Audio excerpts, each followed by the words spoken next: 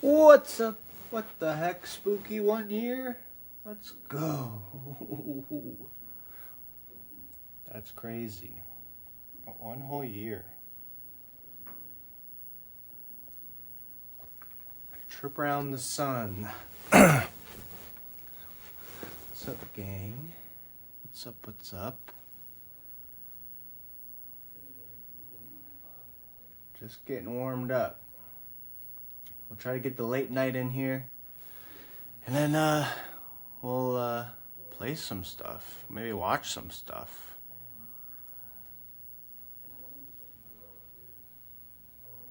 Late night. Tell me about the late night. Here's a little preview. Well, this weekend I got these. I'll go more in depth, but I got these two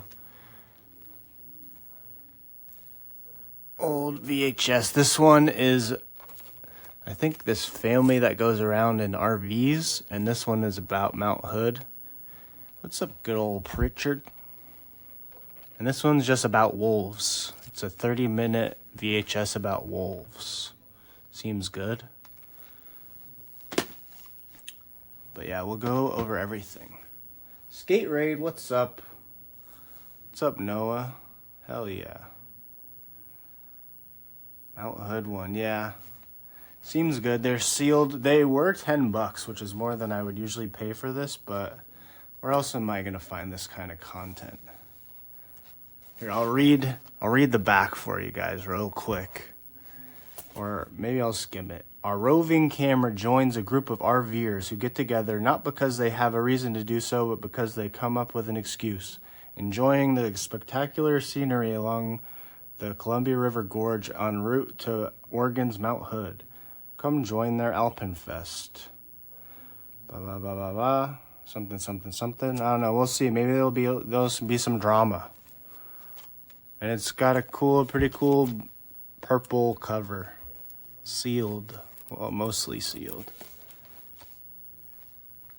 But we got other ones. We got the reefs of Cayman. We got some coral reefs. That could be kind of sick. Watch some reefs. Get reefed. You can learn how to grow roses. This one kind of goes crazy. Got this mostly for the big yellow font. But this guy looks like he knows what he's talking about, I think. So yeah, we can learn a little bit about that. Oh, also the inside. It's got like a transparent side to it. And it says Rose's video on it. Which I might have to use that for something. Ooh, it's like glued in here.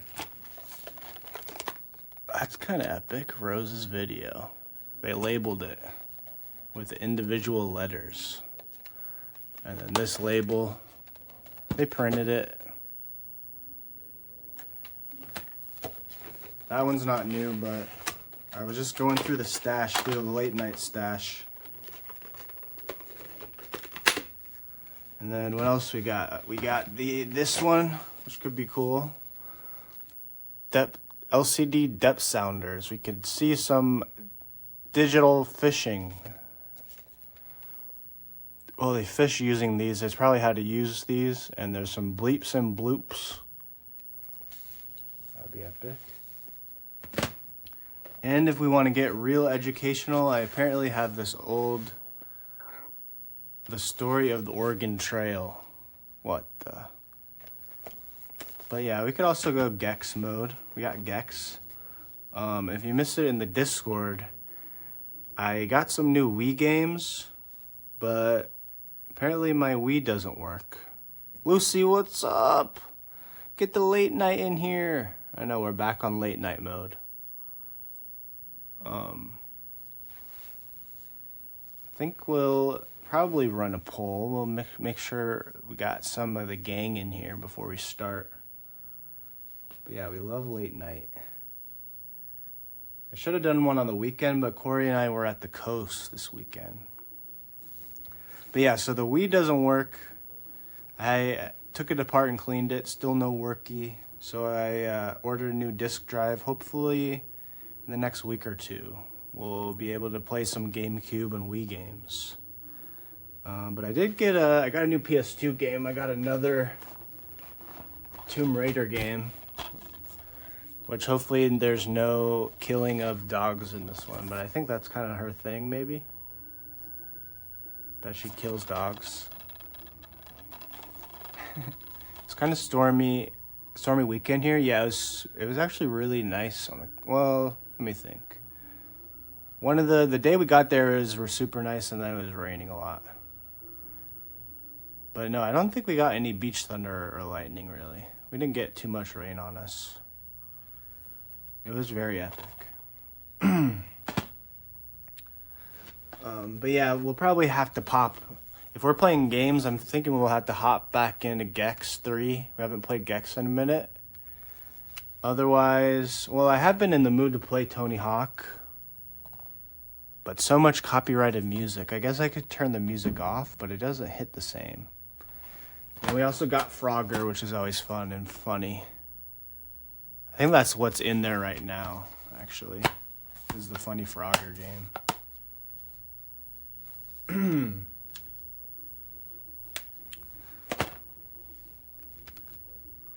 So let's see. We need to get Elio in here. We need Lovi. But we're gonna just late night regardless. What new Wii games? I got Zelda, Twilight Princess. And I got this James Bond game for GameCube. So I actually only got the Zelda, which was a good find, I think, and it looks like not scratched at all. The funny story about this game, I think I've told it on stream before, but I never... Elio, what's up? What the heck? I have no much energy right now. Or you have so much.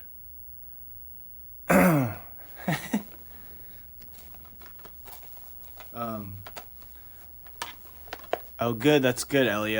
I'm ready for lots of stories. I feel like we got to catch up.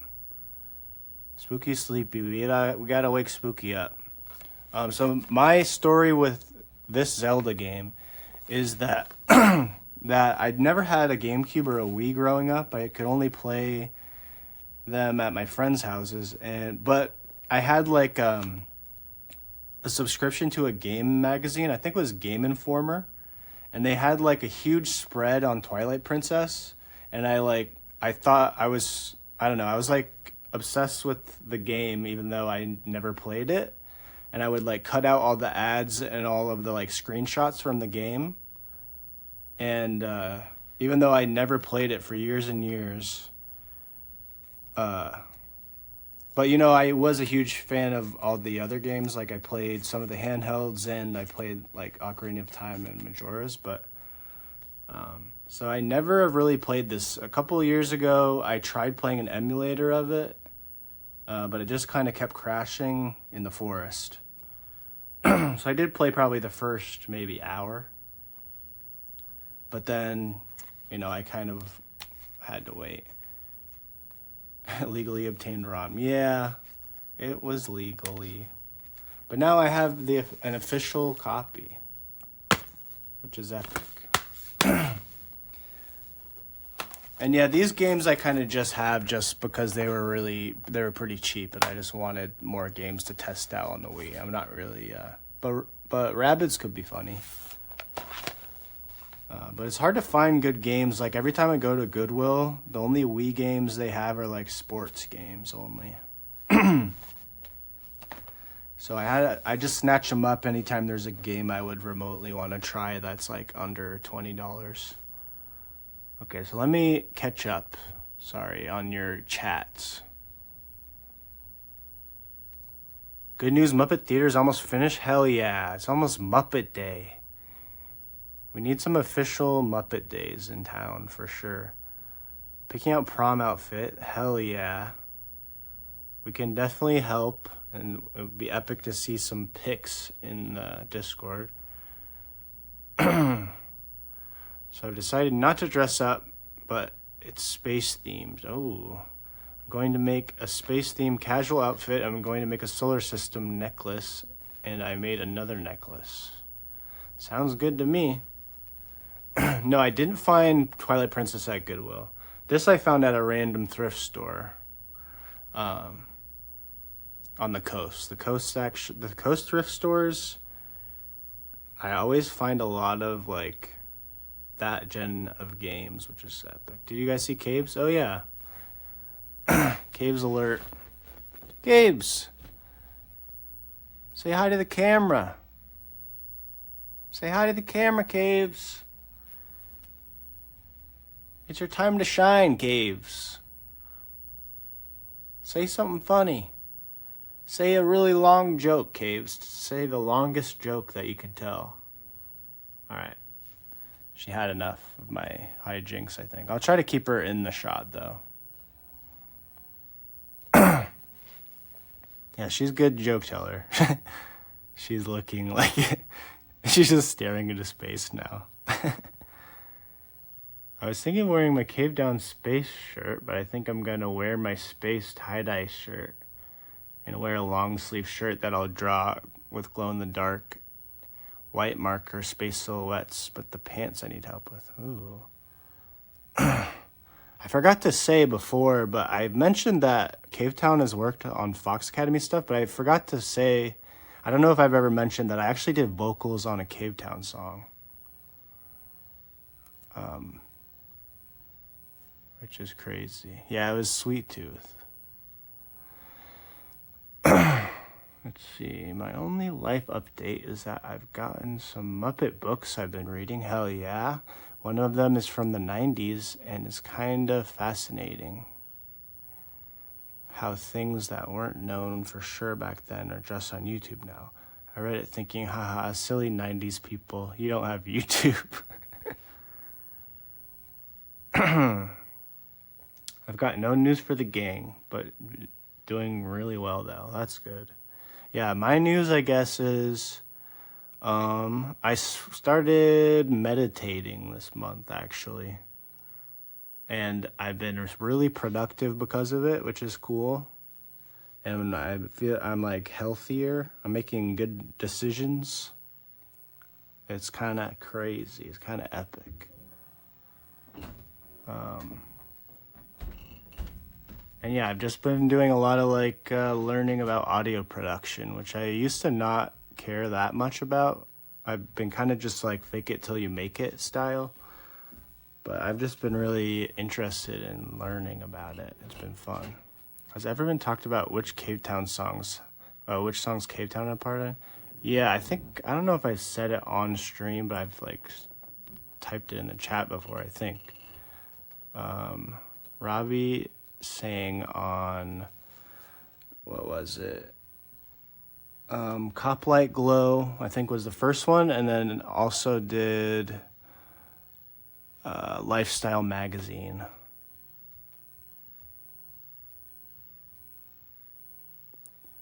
Meditating is cool. I've been walking and journaling.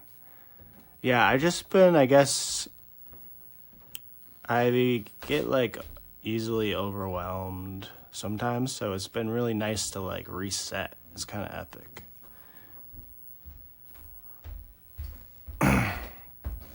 Yeah. No, it's pretty epic. Let's see. So now that we have the gang here, I'm thinking that we take a vote maybe. I'll give the quick rundown of what I have. How long has it been since I've last been at a stream? I don't know, probably a couple weeks. Well, you were at the last Frogville stream, like before this recent one. But it does feel like a lifetime, even though it's probably just been 2 weeks. Or a week and a half, I guess.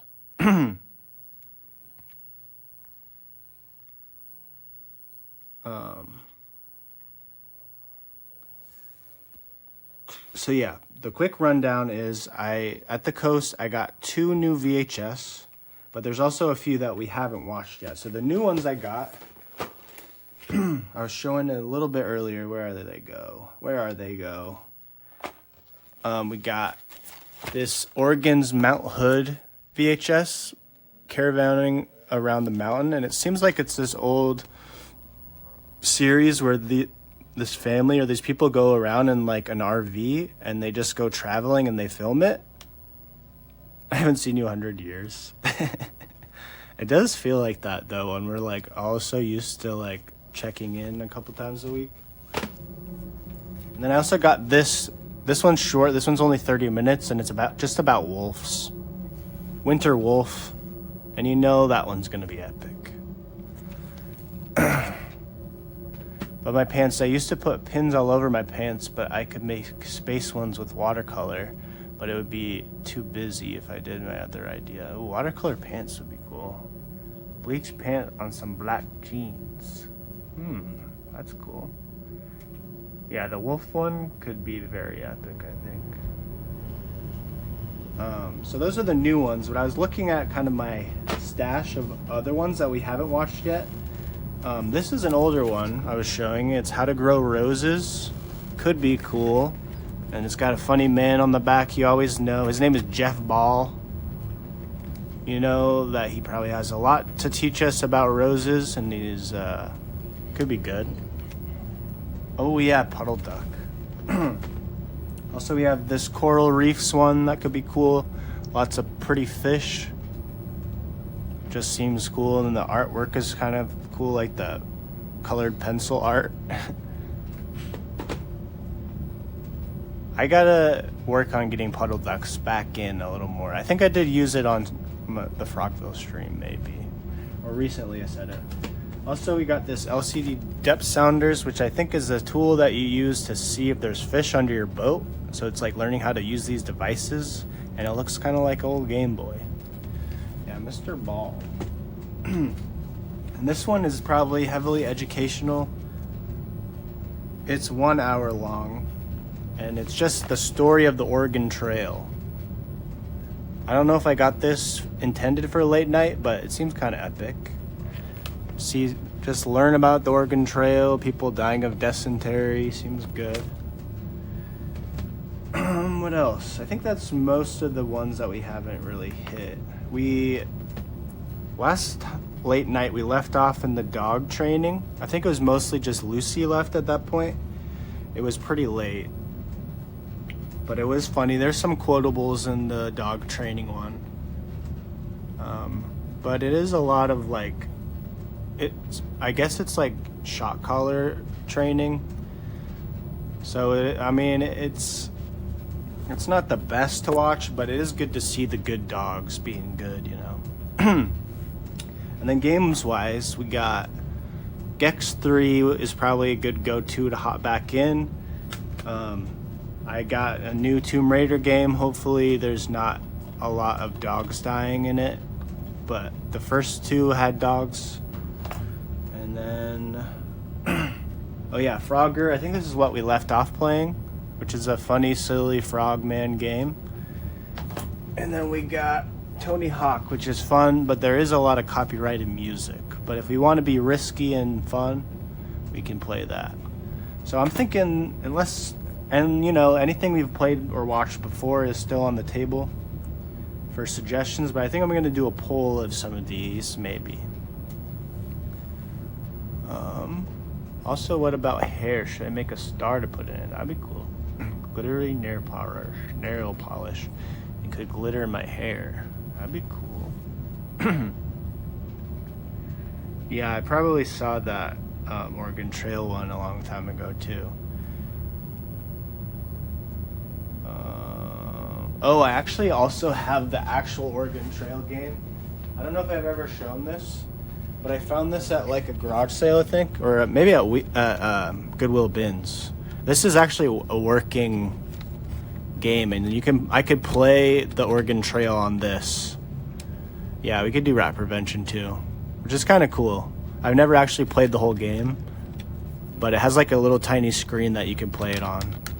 And that would be kind of funny to play that, especially since I don't really remember how to play.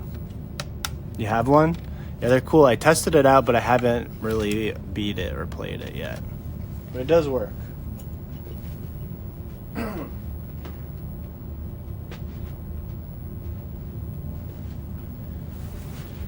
Okay, let me run a poll. Are there any sticking out that you guys would vote for before I run a poll? I do think... I just realized this says Yardening on it. Did anyone else notice that? I thought it said gardening. Yardening with Jeff Ball. Wolf and Mr. Ball and Rat. Let's see. I just bought a new 3DS on OfferUp. It had a pirated copy of the Oregon Trail on it. That's funny. It would be cool to play 3DS on this TV. I need to get one of the... Is there a way to do that? I know there is with like some PSPs. Time Raider. Yardening. Yeah, yardening is good as a term. We could do whatever. I was going to just put on... Do you want to decide that first? Should we do movie and then game, or just go back and forth of whatever we want to do? It could be nice to warm up with a movie, or maybe warm up with a game. I don't know. What's better, guys?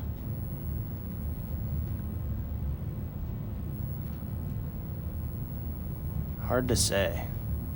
I vote quick wolf film first. Yeah, the wolf film is the shortest, I think, so it could be nice to, you know, pop the stream off like that real quick. I'd be open to that.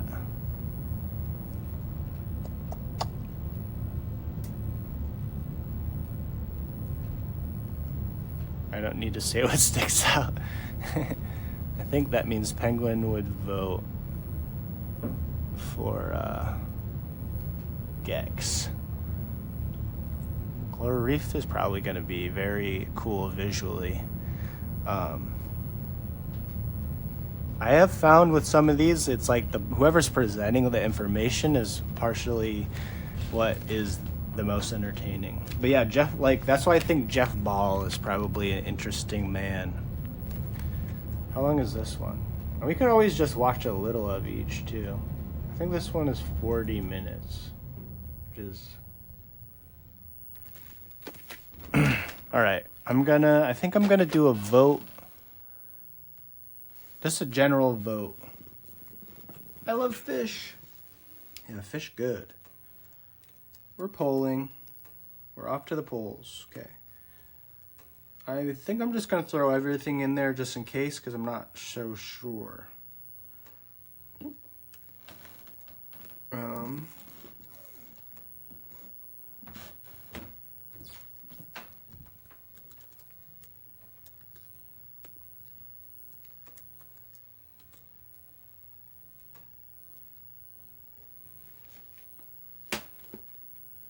Let's see.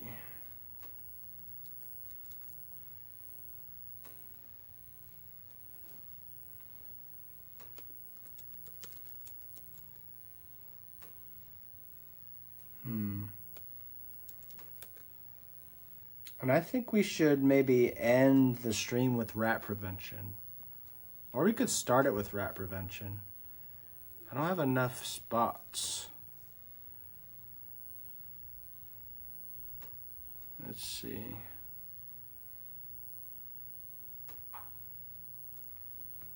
Why not both? Yeah, we could start it and end it.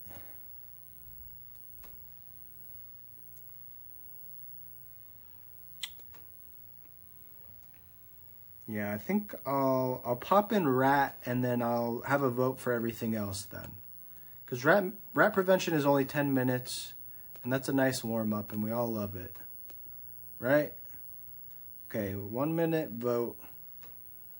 I just have Rose's Jeff Ball, Wolf, Reefs, Mount Hood, and Gex on here right now. I don't have enough space for others at the moment.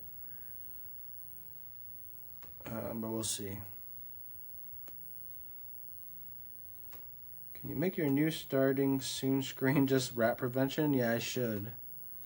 I wish I could do a starting soon for the late night on my phone. I don't have a way of doing it right now.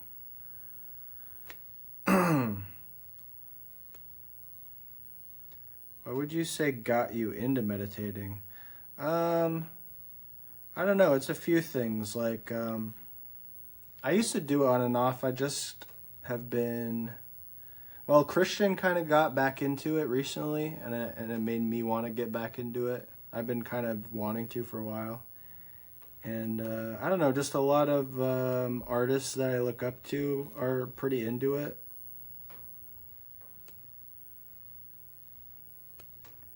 And I just have some of the things he saw Zen and monk-like. Well, that's kind of why I stopped, is I didn't want to become too Zen and monk-like and not be funny anymore. Whoa, Wolf won. That's kind of crazy. Did everyone get to vote? I'm down for Wolf. But let's do Rat and then Wolf. No Jeff Ball. But yeah, I just have found the method that I've been doing is like, it just makes me more, I don't know, like less stressed out, and just, I can just do what I want to do without like, I don't know, it's pretty epic. I wanted to vote for Mr. Ball, but I knew Wolf had a better chance. Yeah, Wolf is kind of epic. Monk-like. Like monkeys. I'm still funny and super zen and monk-like. But I don't know, you know, there's like the idea of that if you're too content that you're not going to want to make good art or something, but I think that's a myth. Because I've been, you know, going crazy with the art lately. And I just, like, I don't know, I just feel better. I'm making, like, better health decisions, too. Let's see. Let's pop in Rat, and then we'll pop in Wolf, guys. Let's see. Wake up. Let's see what's in here. I might have taken it out. Oh, it's empty. Okay, so where's Rat? And we definitely should do, like, a tier list for the late night movies. Where did I put Rat? Where are you, Rat? There you are. There it is, baby. The classic.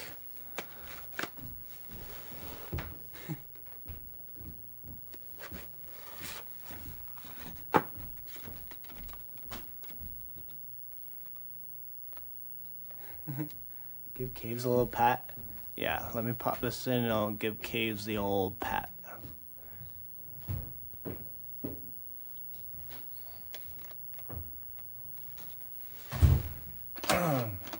No, I think it's just important to have something, I don't know, that just kind of you can help you reset. Like I used to do gardening a lot and that helped, or just like cooking, stuff like that. I already will do stuff like that, but lately I've just been meditating like when I wake up and then sometimes before dinner, just for like 15 minutes, and it just seems to make a big difference for me, which is kind of cool.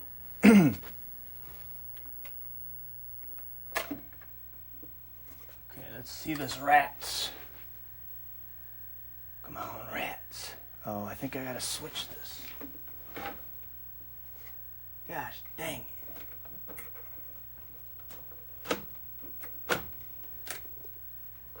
Oy. Come on, rat.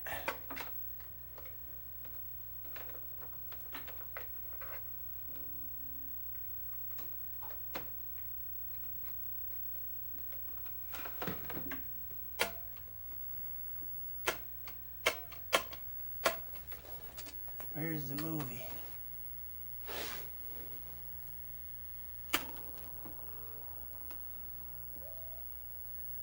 Okay, I think it has to rewind. Let's see.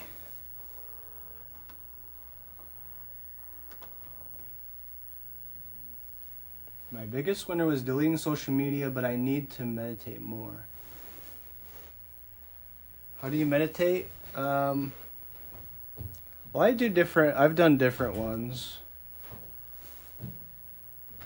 Sometimes you could just like, there's different ways of doing it, like focusing on your breath. What's up, Douglas Frugal? I used to do like Headspace, like mindful meditation is pretty good.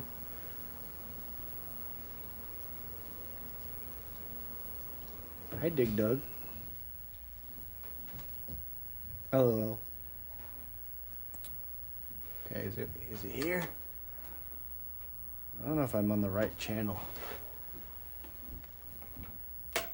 Oh, there we go. Other trash and debris should be disposed of. Stack your firewood and stored lumber. Okay, let's hit the lights. Getting on Frogville, insta mining. Oh yeah. All right, I'm gonna hit the lights and we're gonna watch rat prevention. And then we're gonna watch wolves.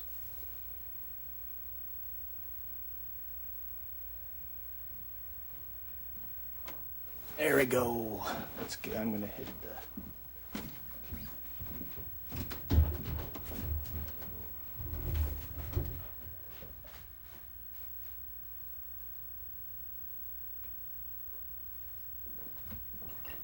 Where the heck is that lid?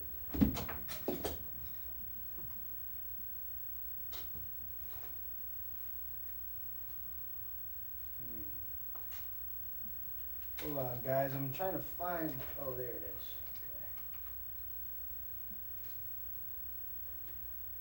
Okay.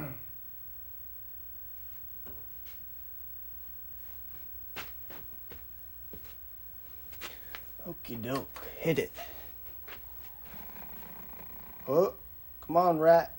Oh, yeah, I gotta give Caves a pat before we start. Caves. She doesn't love pats, but here you go. Ouch. Ouch. Ouch. Good old kitty. Okay. Rat prevention I time. just saw a rat run across the kitchen floor. It was eating the dog food. It ran under the Gets stove. me every time. Are this you guy. sure? Yeah, it was a big one. I can't believe it. We keep a nice clean house. What should we do about it? I don't know. How did it get in? I don't know either, but we can't live with rats in here. They're filthy, and I hear they can spread disease. Let's get rid of them and make sure they never come back. Give If this you've ever guy had an rats Oscar. in your home, you know how frightening it can be. Fortunately, rat problems can be prevented. By Ice taking cream. simple measures, you can He's avoid a scared. situation like this. People in Multnomah County take pride in their neighborhoods. When rats move in, they hurt our quality of life. Rats are not something most people like to talk about, but rat problems do occur in all neighborhoods. You may have noticed rats in your neighborhood, or even in your own yard or house. Even if you haven't, it's a good bet that they are somewhere near. Rats are able to survive in our neighborhoods because we unknowingly provide them with the food, shelter, and access that they need. Yeah, unknown. Sanitarians from Multnomah County recently inspected several Portland homes in search of rats and the conditions that cause rat problems. Here's what they found. Rats need food to survive and multiply. County inspectors found many ways that people unknowingly feed rats. Pet food is one of their favorite foods. Leaving a full bowl of dog or cat food in the yard is an invitation to rats. Pet food should be stored in metal garbage cans. Food should be Invite placed the out for rats. animals for no more than 1 hour at each feeding time. The pet will soon learn that it must eat or wait until its next feeding. Bird seed will also attract rats. Feeding birds is a kind thing to do, but if you're not careful to keep the rats from getting to the food, you could be feeding rats. Avoid putting too much food out and clean up any food that gets on the ground. Our neighborhoods are blessed with many nut and fruit trees. In the summer and fall, they provide us with food to enjoy. Rats also enjoy this food and will hoard nuts and cherry pits for winter food. Inside the cherry hoarders. pit is a small nut meat that rats can eat. Take some time to clean up after your fruit and nut trees. Composting your wastes is a good way to help the earth. However, open composts containing food wastes are food for rats. If you compost your food waste, you should do so in a rat-proof metal drum with a tight-fitting lid. Drill many small holes in the drum so air can get in. Rats will feast on our leftovers. The food that you throw out can become dinner for rats if you're not careful. Dinner for rats. Rats will climb or jump into an open garbage can. Garbage on the ground is easy for rats to get. Be sure that your garbage is kept in garbage cans with tight-fitting lids. You had to think Check about the it. underside of plastic cans to be sure that rats have not chewed a Make hole sure in your the can. garbage is kept Also in, check metal cans for garbage rust holes cans. and dumpster boxes for open drain holes. County inspectors found plenty of cover for rats in people's yards. Rats need shelter to protect them from predators and the weather. Piles of limbs, debris, trash, That's my only complaint firewood, is there's not and enough old rats lumber in this film. provide cover for rats. You should keep your yard free I of wish I shelter could for log this rats. on Letterboxd though. Remove and dispose of debris and trash that accumulates in your yard. Tree limbs can be chipped and used for mulch. Other trash and debris should be disposed of. My limbs are getting Stack your chipped. firewood and stored lumber on a rack at least 18 inches above the ground Yeah, to we keep need the rats from moving in. Rats will nest under weeds and brush, especially if they cover a lot of the ground. Ivy and low-growing juniper also make good cover for rats. Overgrown brush, weeds, and tall grass should be cleared and removed. I know. You It's should just a also avoid 2-hour large stream plantings of rat ivy prevention or only. juniper in your yard. Until we can, like, Rats will try hard to get into your house. we can looking say for the cover and entire, food. recite the whole It movie. is important to keep them That would be out fun. because once inside, they can damage your home and spread germs that can make you sick. This County guy's a rat inspectors brat. found many ways that rats enter our homes. This crawlspace vent provides an open door for rats to enter. Once inside the crawlspace, rats can find their way into the home along plumbing and electrical conduits. I think we're getting close If to you a have a rat crawl shot, space though. under your house, make The sure rat that all cam. the vents are tightly screened with hardware cloth that has a mesh no larger than 1/4 inch. Rats can enter a house through any opening with a gap of 1/2 inch or more. Openings around pipes, conduit, or gas lines are a way for rats to enter. All openings around the foundation should be sealed with sheet metal or plugged with steel wool that is glued in place with epoxy. Many older homes have shallow foundations around crawl spaces and dirt basements. Rats can dig their way into your home if the foundation is not deep enough. Securing a shallow foundation so that rats cannot get in can be a big job. Right. Concrete backed up with hardware cloth should be installed to a depth of 2 feet below the surface and 2 feet out from the foundation. Be careful to avoid weakening the foundation while digging. Rats live in sewer systems. Rat cam. Sewers provide complete protection for rats. Multnomah County baits the system to control rats, but the problem is too large Rat for total control to cam. be done. Rats find several ways to enter our homes and yards from the sewer system. Pipes left open after sewer cleaning or remodeling can cause rat problems in the home. Sewer lines can also break, What's up with giving this? rats a chance to burrow out of the line. Many times, rats will burrow up into There's the yard Lucy's basement. and nest in the nearby soil. These burrows can also lead into crawl spaces and to holes in concrete basement floors. Floor drains in basements There could be a are rat common in here route right that rats now, use actually. to enter homes from the sewer. It does All feel like a drains should recurring be covered dream. with a secure grate Like, to prevent this you from know happening. enough of it, like you feel Sewer like you've pipes seen are it, often left but uncapped it feels in and around brand new homes. at the same time. When older houses are remodeled and the plumbing is changed, Goose the old update. pipe I gotta is open sometimes Discord forgotten on my and left laptop. open. Often, the sewer cleanout cap is removed for cleaning or damaged by a lawnmower, leaving an opening for rats. Rain drains in much of older Rain Portland drains. are connected directly to the sewers. When downspouts are removed or disconnected from the system, these are often left open. Capping open pipes is important for preventing rodent access. Many times, it is a simple matter of finding the right cap and putting it in place. Fair. Sometimes, expansion plugs can be useful Ouch. for hard-to-fit pipes. That In sounds some like cases, it hurts. a plumber is needed to professionally cap Oh yeah, I a forgot damaged about pipe. this part. If you find rat holes like these in your yard, and there is not nearby No, that's a food or rat cover, hole. you may have a broken sewer line under the yard. The holes can be tested by the City of Portland I Maintenance think we're all Bureau meditating right to now, determine actually, if they watching originate this. from a broken sewer line. Hell To yeah, schedule get a the test, points. Call 823-1700. Let's go. To test for a broken sewer To line, test. city workers will put dye in the rat hole and run water down the hole. Whoa, They look will at then that watch sludge. for the dye to appear in the sewer. If the line is broken, the dye will flow down the rat burrow and into the pipe where it enters Rat the sewer burrow. system. When the dye appears in the sewer, City workers then know that the sewer is broken. Slime. The owner of the property will be informed by mail of a positive dye test Give and the that a need good for stomp repair. there, Joe. Sewer repairs can require the services of a professional plumber, but can sometimes be done by the homeowner. Small breaks can be patched with concrete, but it is usually best to replace the entire line, especially if it is old and may have other weak points that could break. Oh! No! What's going on? I don't like that. Please, my rat. Have we watched rat prevention too much? Hold on, let me check it. What's wrong, Mr. Rat? Are you okay? I think we're okay. I should make a digital backup of it just in case, though. I don't know what happened. That was weird. I'm going to pop it back in. Hopefully we're okay. That was weird.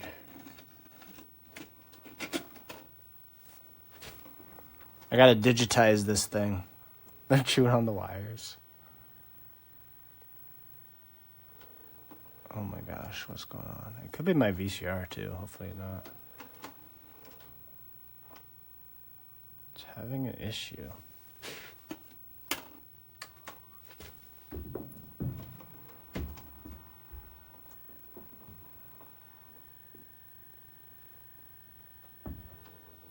What the heck? What is going on, Mr. Rats?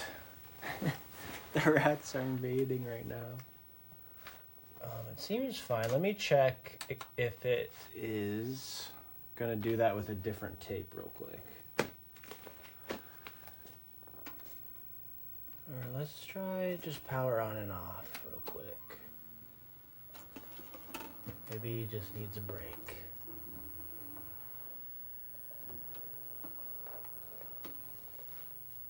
You should make copies of Rat, yeah, and sell it as merch. Yeah, probably. You might have prevented the rats too well. Yeah, maybe we're not supposed to watch VHS movies this many times. We're too big of fans.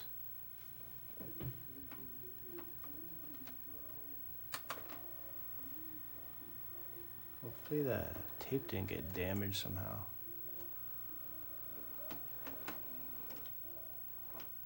What the heck? This is so strange. I'm gonna pop another tape in. Maybe I should just try to fast forward a little bit. Well, let me pop another tape in and we'll see what we're working with. I showed this before, but I think it's funny that this Rose video has this on it. Okay, pop it in, see what we get.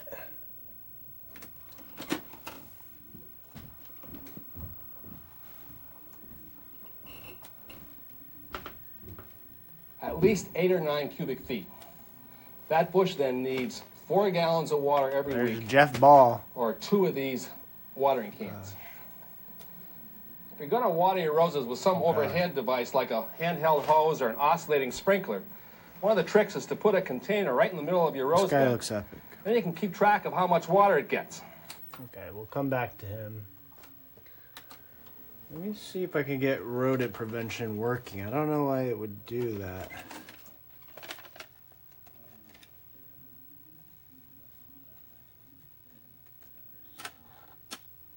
Hold on, let me poke this. He wishes he was a rat. Mr. Ball.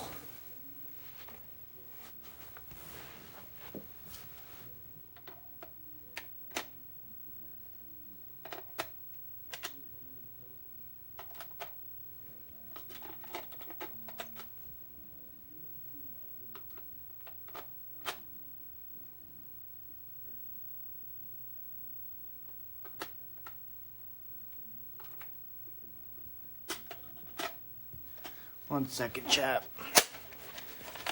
We gotta revive the rats. Should have got 2 copies of this.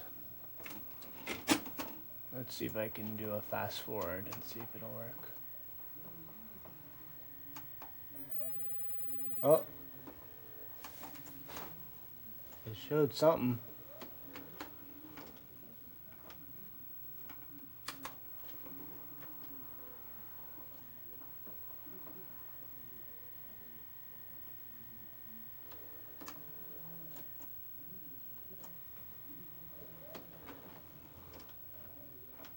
The tape is getting jammed or something.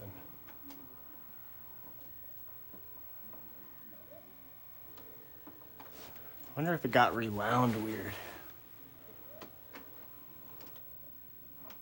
Ruptured nerve, ouch. Let's rewind it then.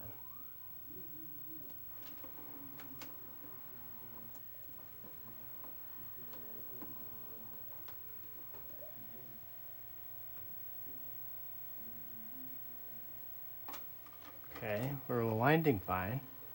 Oh.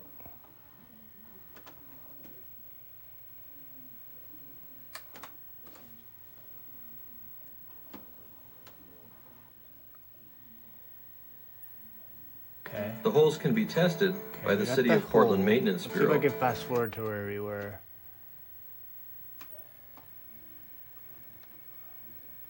Okay, we remember this. Hopefully it won't stop at the same point. I think this is where we were. Okay. Wash all Think we're dishes good? after each meal and take the kitchen garbage out nightly. Rats will nest in basements Whew. where it is usually quiet and people store unused items, creating clutter. It is important to keep basements and other unused areas free of clutter and solid waste. It is also helpful to block off holes along pipes and conduit that let rats get from the basement to the main floor of the house. Crock-pot cereal? As you have seen, preventing rat problems in your home is simple if you remove the food, shelter, and access that they need to survive. If you are careful to contain all pet and bird food, clean up fallen nuts and fruit, contain your garbage, keep Are debris you all right, and wood Elio? picked up, clear overgrown vegetation, rat-proof your house, cap all sewer openings, repair broken sewers promptly, and maintain good household sanitation, you can prevent rats from becoming a problem in your home. Well, I guess we were pretty much at the end anyways. Well, it's good to see the rats are still working. I was worried that our favorite video was going to stop working.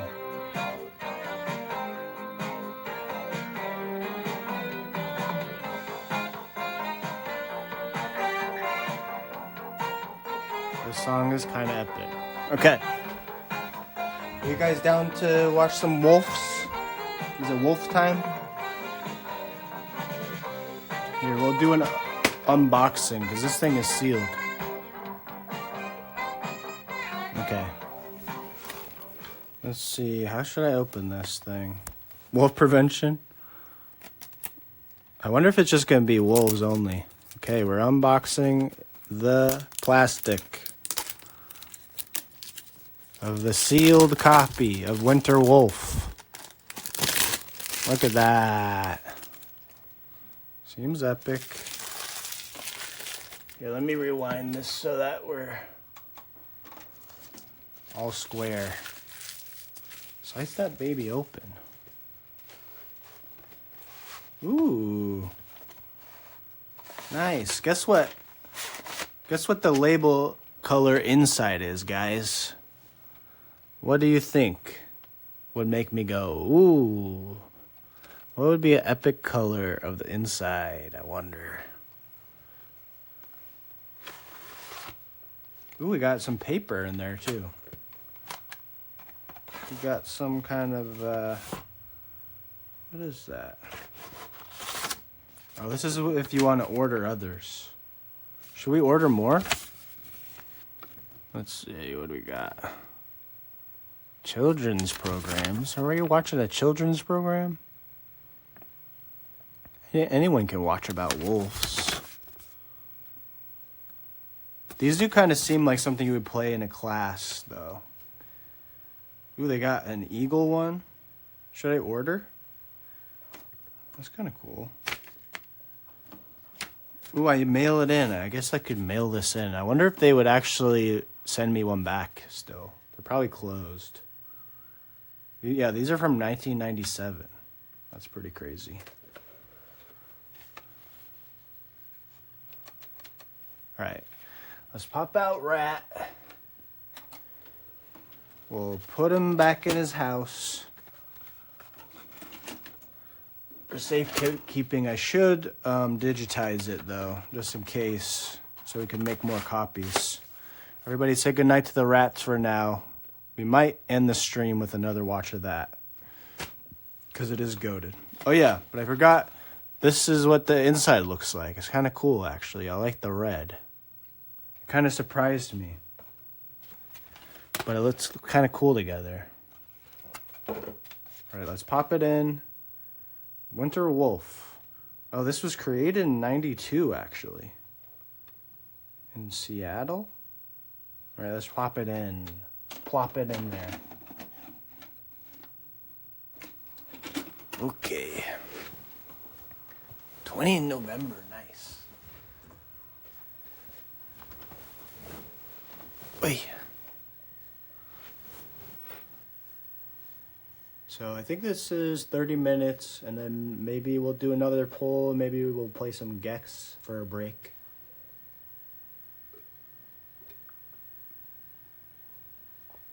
They said that the wolves were gone forever, but they were wrong. The wolves came back last winter, and one spoke to me. The drama already. Let's go. Moonray, that's a cool name. Okay. This is promising already. This is scary. My name is Kelly Kaufman. I'm half Native American. My mom's side of the family has always been friends with wolves, but my dad's side of the family are ranchers. So am I, and we're not fond of anything that can hurt our herds. My job's to take care of the calves. Those When I ain't heard no howls, I thought it was coyotes, and I got worried. Is this an actual film? I got worried. And I got worried. Why'd she sound happy though? Aw. Easy, easy.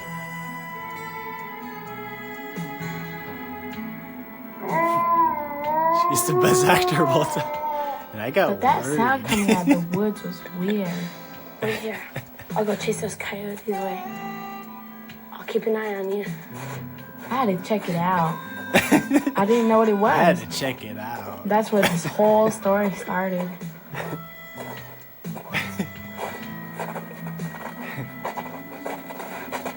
I didn't know what it was. The fit goes though.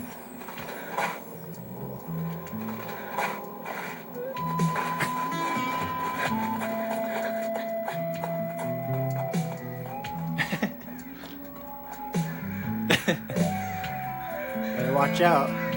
Ooh, Jeff Tassin crushing the music. Dad, Mom! Hey, I had a girl. Dad, Mom! Looks like you've seen a ghost. Did you hear it? What? The wolf howling, I saw it. You saw a wolf? It was bigger than a coyote. But it could have been a dog. No, this one was different, real smooth. Calhoun, there haven't been wolves out here since your great-great-grandfather's day. No, man, I talked to Henderson yesterday. There's rumors about a pack come down across the border. That's just About a great. I'm sure it was a wolf. Hay crop was rotten. This is about the worst winter I can remember, and now the wolf was is at rotten. the door. Man, crop was rotten. It's almost dark. How about some hot chocolate? Sound good? Sounds good to me.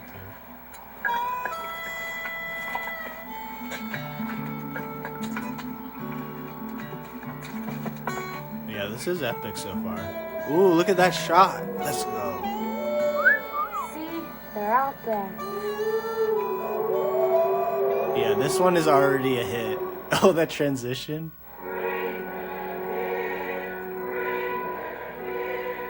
Okay. Like truck driving straight into the church.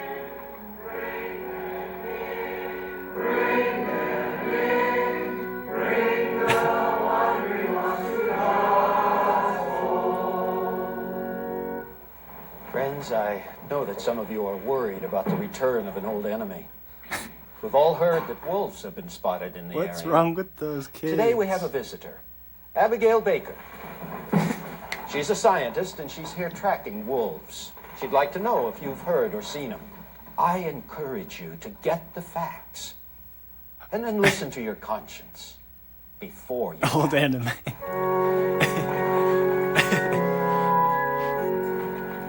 Hi, Abby Baker. This might answer some questions for you. Old anime.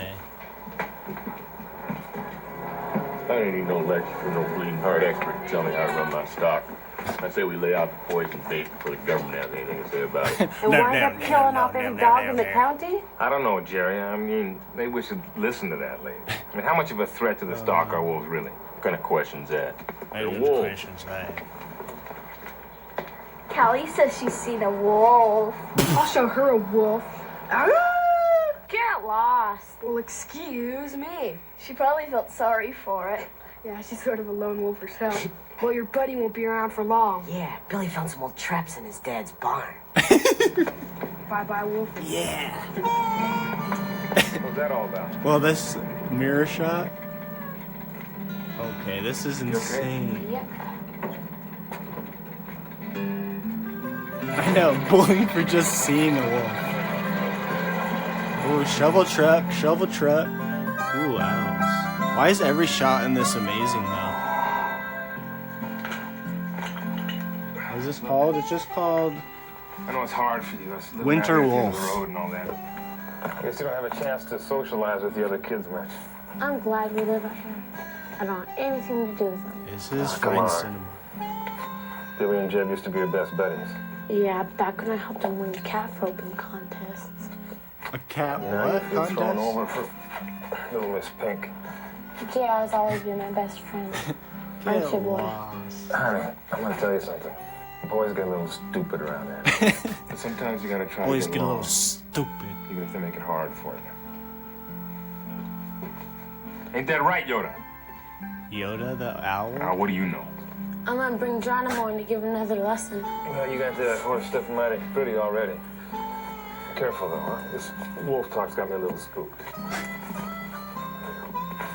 This wolf talk's got me a little spooked. I'll be careful. Okay. Bye. The owl is a hoot. Ah, what do you know, Mr. Owl? Because the owl shook its head. I got 2 horses. 2 horses. That's all I need.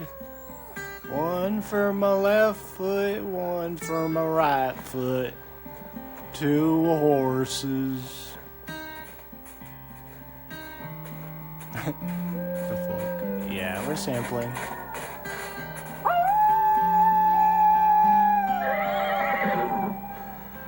Oh, hello. You probably wonder what I'm doing. You're probably wondering what I'm My doing. name's Abby. Kelly Kaufman. Best way to find a Free wolf horse? is to howl for them. How come? Well, 'cause they're great at hiding from people. I heard one 2 days ago. Then I saw it. You saw a wolf? Can you describe it? Well, it had long legs and big feet. Held its head down different than a dog. And moved different, too. Perfect description. You saw a wolf. Can you tell me where? I could show you. You can ride I the can sell Aggie. you. He's a real good horse. I'll ride Geronimo. I He's just a tame happen to little have bitch. this extra horse.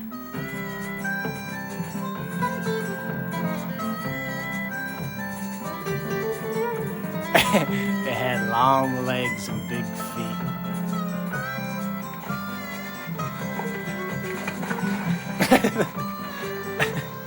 That's a Nice wolf horse for you got sure. here. You can I ride. could show State you. Mile Racing Champ 1974. All right.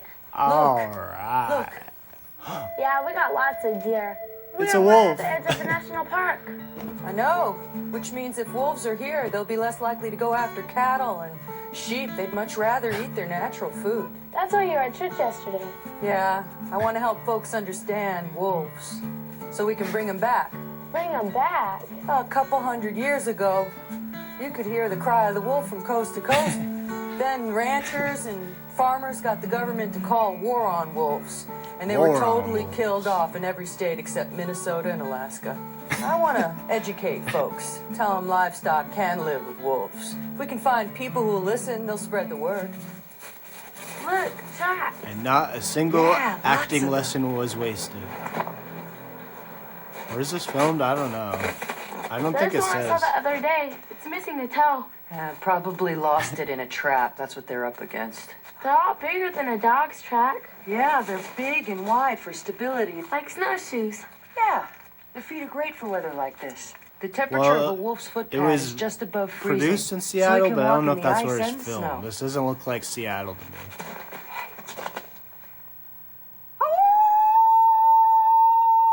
But it could be. They're close. Let's leave the horses here. Hey, I happen to like my horses. Oh, don't worry.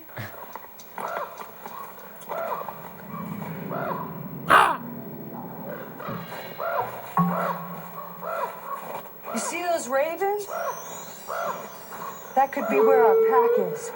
And they probably have a kill. You're Native American, right? Yeah. Well, the people who lived here first believed that the wolves and ravens were friends. They do help each other. The birds spot the prey, and then they stick around for the leftovers. For real.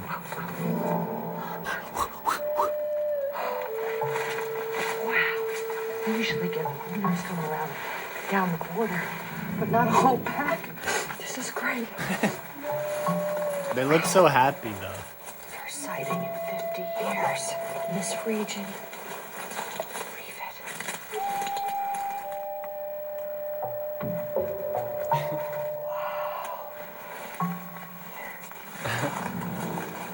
Those dogs. They're big. Yeah. They got long They legs look and even big bigger now feet. because they got their winter coat on. How big are they really? Well, a timber wolf is about the size of a German shepherd. They weigh 80 to 100 pounds. They're so And they tiny. come in lots of colors. Their fur varies from white to tan and gray to black.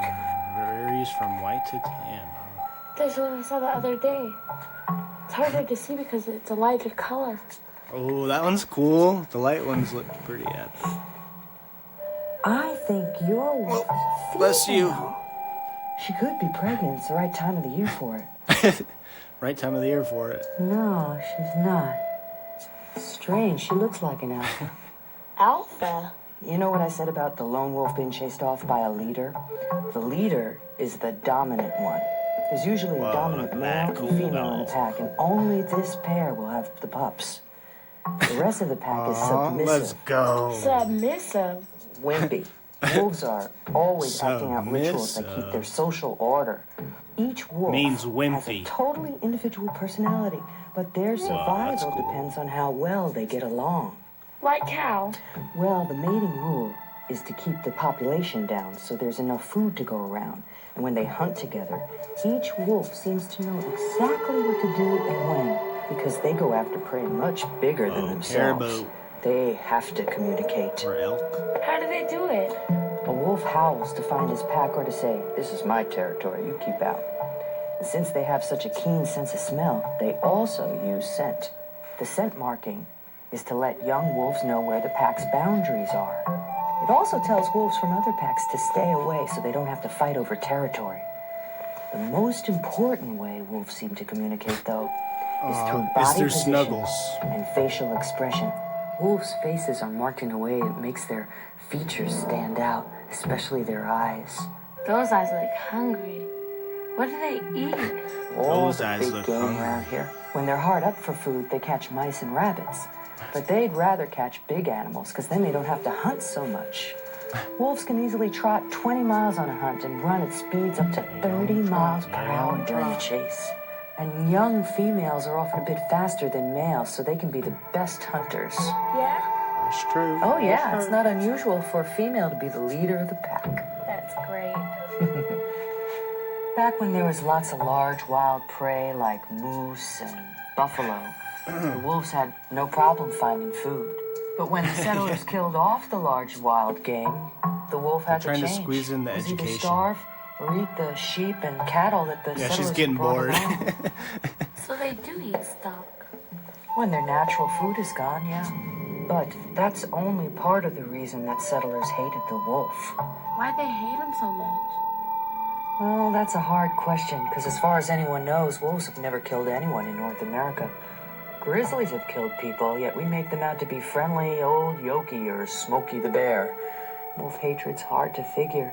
Back when men hunted to survive, the wolf was respected for his smarts and skill.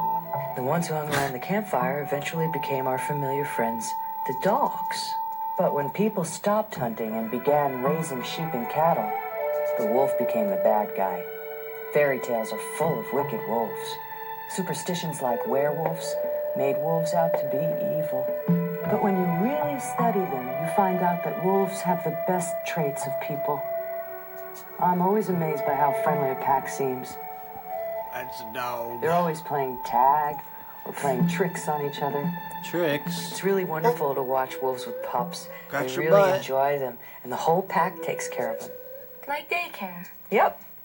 Healthy wolves will feed old and sick wolves, too. I know, she's losing A it. successful wolf pack is an amazing example of social harmony.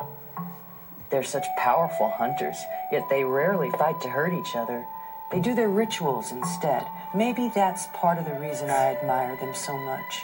They seem to get along better than we did. Exactly.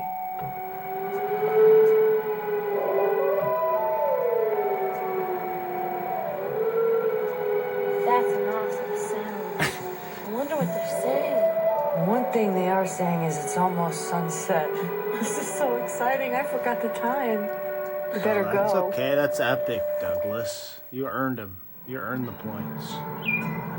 Wolf hater.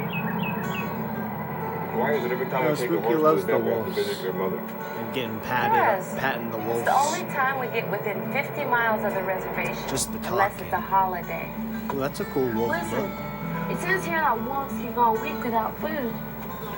Who did that? An expert. That lady from the church? Yeah. She met her in the woods. Listen, hon, you know, sometimes people from the city come with really good intentions, but they don't really know what it's like tending a flock. She's I not think the from plot city. line is that She the grew up town on a ranch. She said that doesn't like wolves and doesn't believe they exist. That's what the book said too. Well, we are right next to the national park. Plenty of elk and deer for them to eat. As a matter of fact, we'll be lucky if Grandma's still around when we get there. I've heard that wolves love to eat grandmothers. Is he pretending to be cold? Beautiful bodies you have, my dear. Oh, yeah, sure. Look at this delicious looking arm. Mm-hmm. Uh-huh, yeah. And a tasty little nose. There's a splendid little pose. Yes, yes.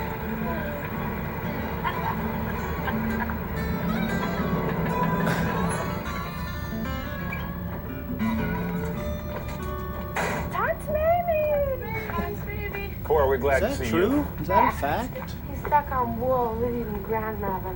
And mother-in-laws, too. You two come on in. This guy's always cold. He's the only one that's cold. And you bring your strong arms out back with me. You bring your strong arms Okay, puppy, out let's back go in the with me. house.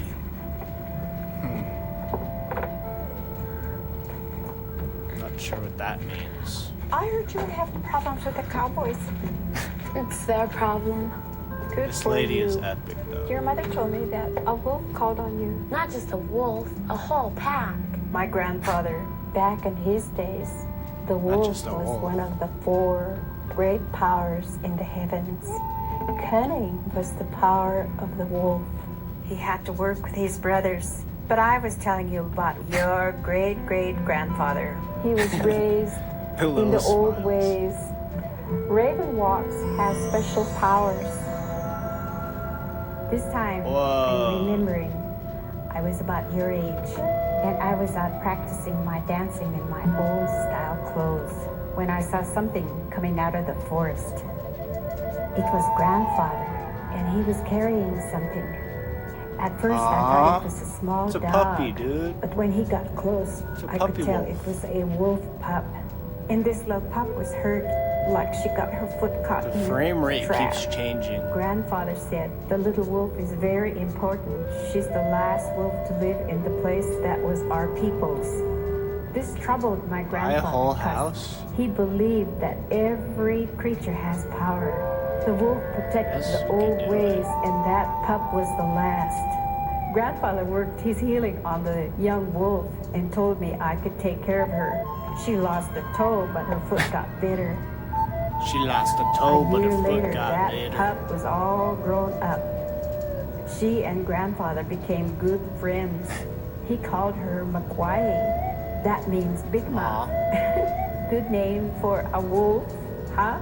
Good name for This year, when Grandfather went out to the sacred place in the forest, he took Makwai with him. That wolf followed Grandfather everywhere. That day, though I wasn't supposed to, I decided to follow them into the forest. That's true, that's true. When I finally got there, I hid and waited to see what they'd do.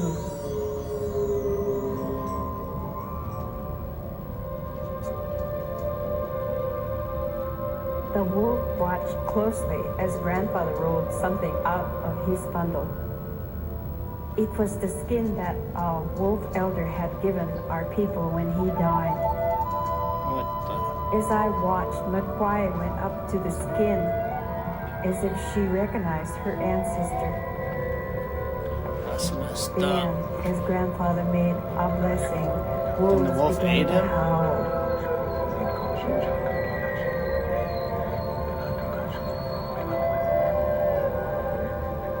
Makwai was quiet until Grandfather put on the skin and started singing a song I'd never heard before. The song made me sleepy, and pretty soon I closed my eyes.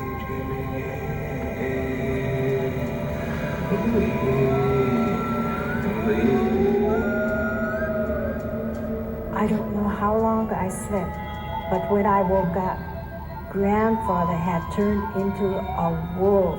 What? And it scared me so much that I screamed and ran away. Later, when Grandfather came out of the forest, he came alone. Everybody asked him, "Raven walks, what happened to Makwai?" And he said, something scared her. After that, the deer started getting scarce, and the people didn't get along as good as they used to. Norway, a stream The would go spirit crazy. of the wolf was gone. Now Makwai is back, and it's about time too. People can use a lesson in working together instead of just for themselves. That's true. Thanks for coming to spend some time with an old lady. Aw. Sometimes there's pups that are half wolf and half dog, but in those pups, the wolf is always stronger.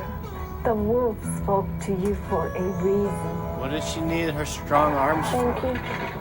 Just to say one story and then they leave? Bye, it was a good story. Love you. Love you too. Came just for her to tell a story.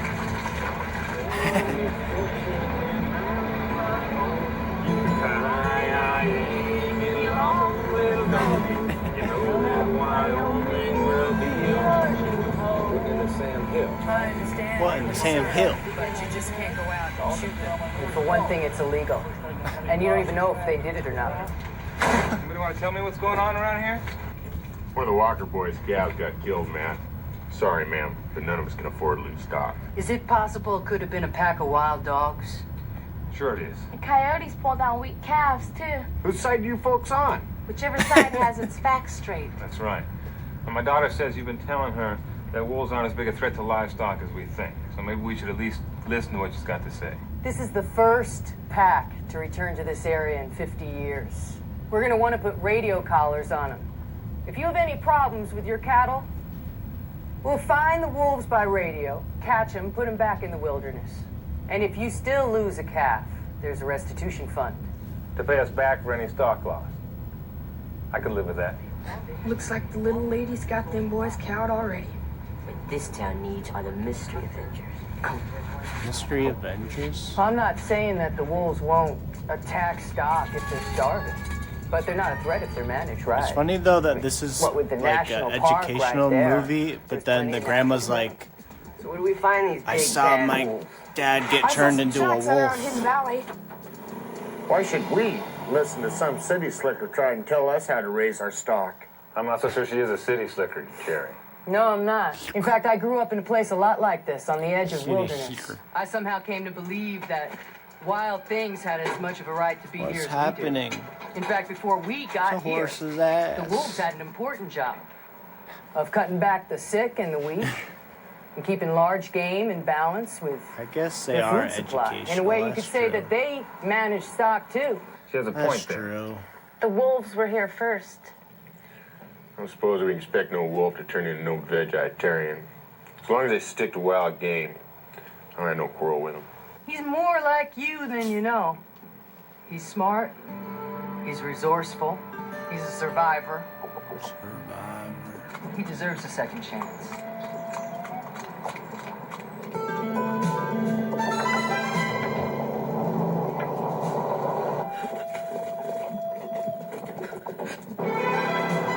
Whoa. Oh my. What? What is happening?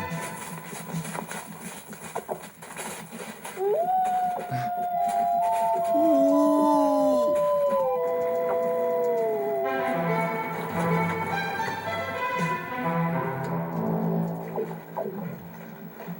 Looky here, one of them's missing a toe. Looky, looky. I got a cookie. Did you hear that? Yeah.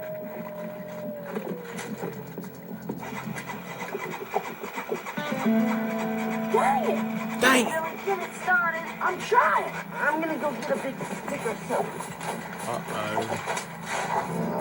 Uh-oh, it's a wolf. Cow. She won't hurt you. It's not a cow, it's a wolf. For you to say you're on a horse. She's more afraid of you than you are of her. Then why is it so close? I'm not sure. What's wrong with this thing? You're sure it won't attack? Of course. Of course. Wild looking. All wolves are Looks like friendly, it's didn't you saying learn? Just wants a pat. Maybe she is.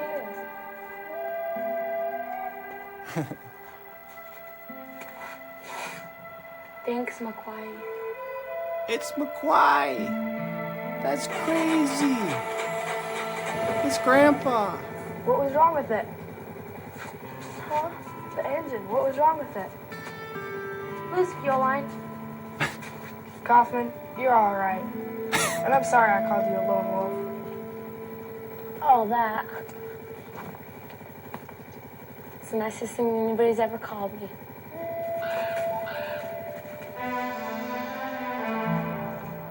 Yeah, Billy and Jeb were pretty nice to me after that. I never saw my great-grandfather's wolf friends again. line. But sometimes, around twilight, Her I grandma, hear one wolf howling. Grandpa, I yeah, think it's turned into McQuay. a wolf. Whoa! It just goes to show you. Yeah, it's short. For how long the scenes were, like, stretched out, it's crazy that it's only 30 minutes, because they were, like, scenes that would be in, like, a 3-hour movie. Calf Wrangler. That was a classic, though. I would say that... I feel like we can easily come back to that one. It's definitely up there with Rat Prevention, I think. That was epic. Maybe I should order more of these movies. I'll try to find them.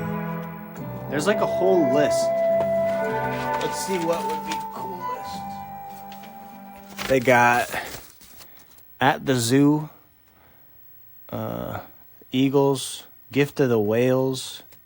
Do you think they're all like a film? Like, I thought this was just going to be like teaching us about wolves and it was like a story. That was crazy. This was called Winter Wolf.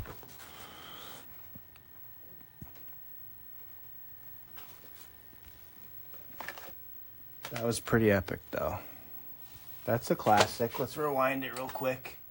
Okay, I'm gonna run a poll to see if we want to watch another movie, or if we want to play some Gex or Frogger maybe, or something like that. Where did it come from? This I actually got from like a old bookstore on the coast. Which is funny that I got a couple of VHS at a bookstore, but it was in their like local history section. And it was like at the very top of the shelf, there's like a stack of these. There's actually a couple other ones that I didn't get. Because they're $10 each. But they just looked like they would be a good watch. But yeah, that was a classic. Winter Wolf, huh? You only stay for 45 minutes. So you're going to watch Coral Reef after that. We could save that if we don't get to it. Let me see how Coral Reef is. I think that one's pretty long. Coral Reef. Or I'm not sure how long it is actually.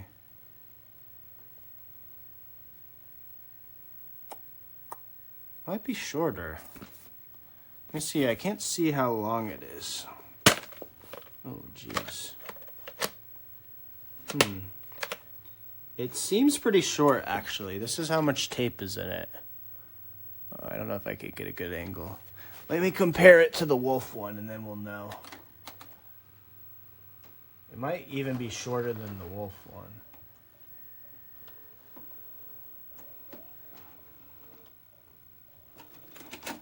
Let's see. Oh, no, it's about the same, I would say. So I think it's probably 30 minutes of the reefs. Oh, you got a duck story. What's that? My wheelchair was outside and there's spider webs all over. Oish. Yeah, definitely, that one was definitely worth 10 beans, I would say. That was pretty epic. And yeah, maybe we'll try to find more of these programs. The music was crazy. I want to see who does all these music. If there's any videos on them. Let's see. There's only David. Let's hear this duck story. Alright, so I'm going to do a poll. And then we'll see what we want to do. Alright, chat?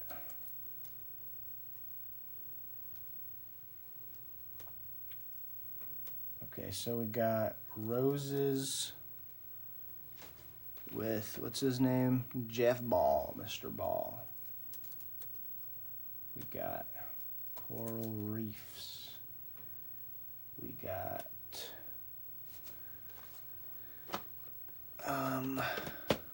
what else do people, oh, the Mount Hood one. We got, I'll put Gex, and I'll put Frogger.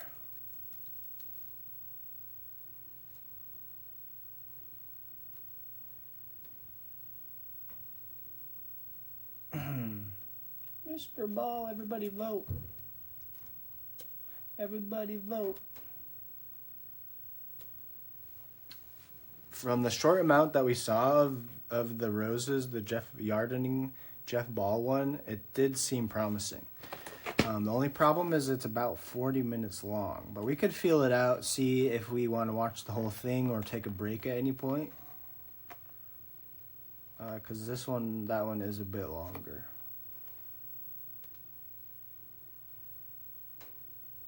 I need votes. Well, just say what you want to do then, Elio. I assume you want to watch the reefs? There's no poll. There should be a poll. The options are Roses, Jeff Ball, the Coral Reefs, Mount Hood, Gex, and Frogger. Looks like Roses wins. So we might not have time for the reefs today, but I'm definitely going to do some more, try to get back into late nights big time. And then we'll watch reefs. We'll watch reefs. Maybe we'll watch reefs first next time.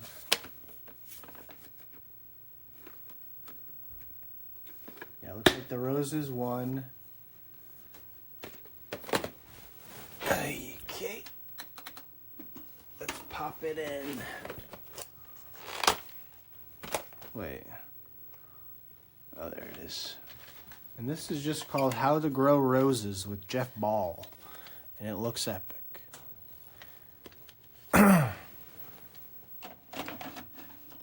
Okay. Let's see if we... I think I have to rewind this. I'm going to take a quick bathroom break and get a snack, and then we'll watch this one, alright?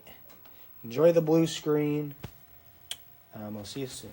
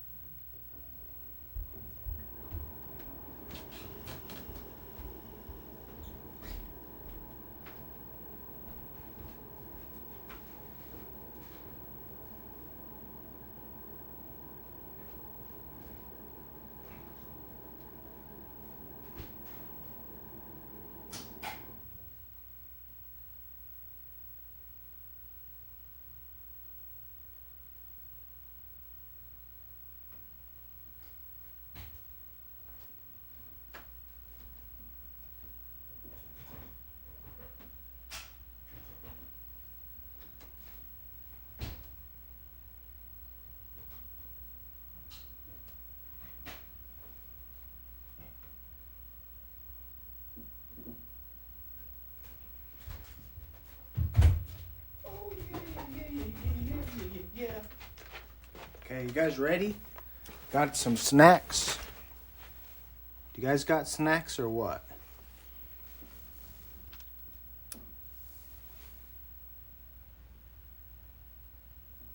Alright. Chips? Alright. I got a bunch of random stuff from Trader Joe's today, and I got these spicy chakri Indian style snack mix that are pretty good. I just tried them. Then I got a couple pickles that look like this. And then I got kombucha, Clear Mind kombucha. It's the only thing I have in the fridge. And I want a clear mind for these roses. Okay, let's pop that in.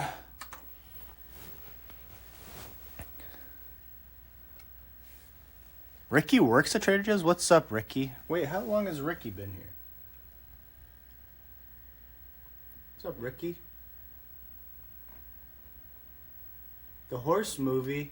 Yeah, it's the wolf movie. Alright, guys. Let's get this. Let's see what's up with Mr. Jeff Ball.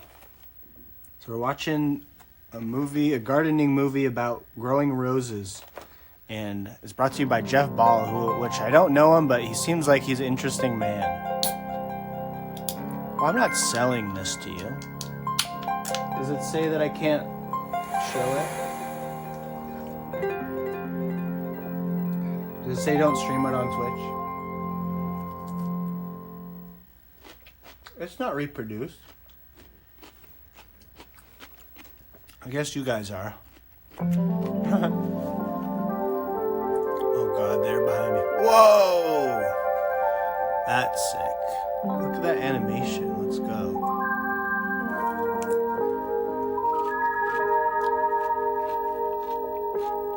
Is that Jeff? Okay, this is sick.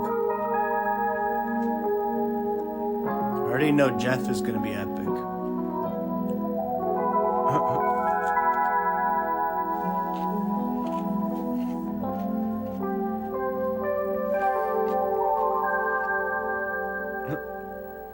In this show on growing roses, we'll start off by preparing the soil for healthy plant growth and easy maintenance.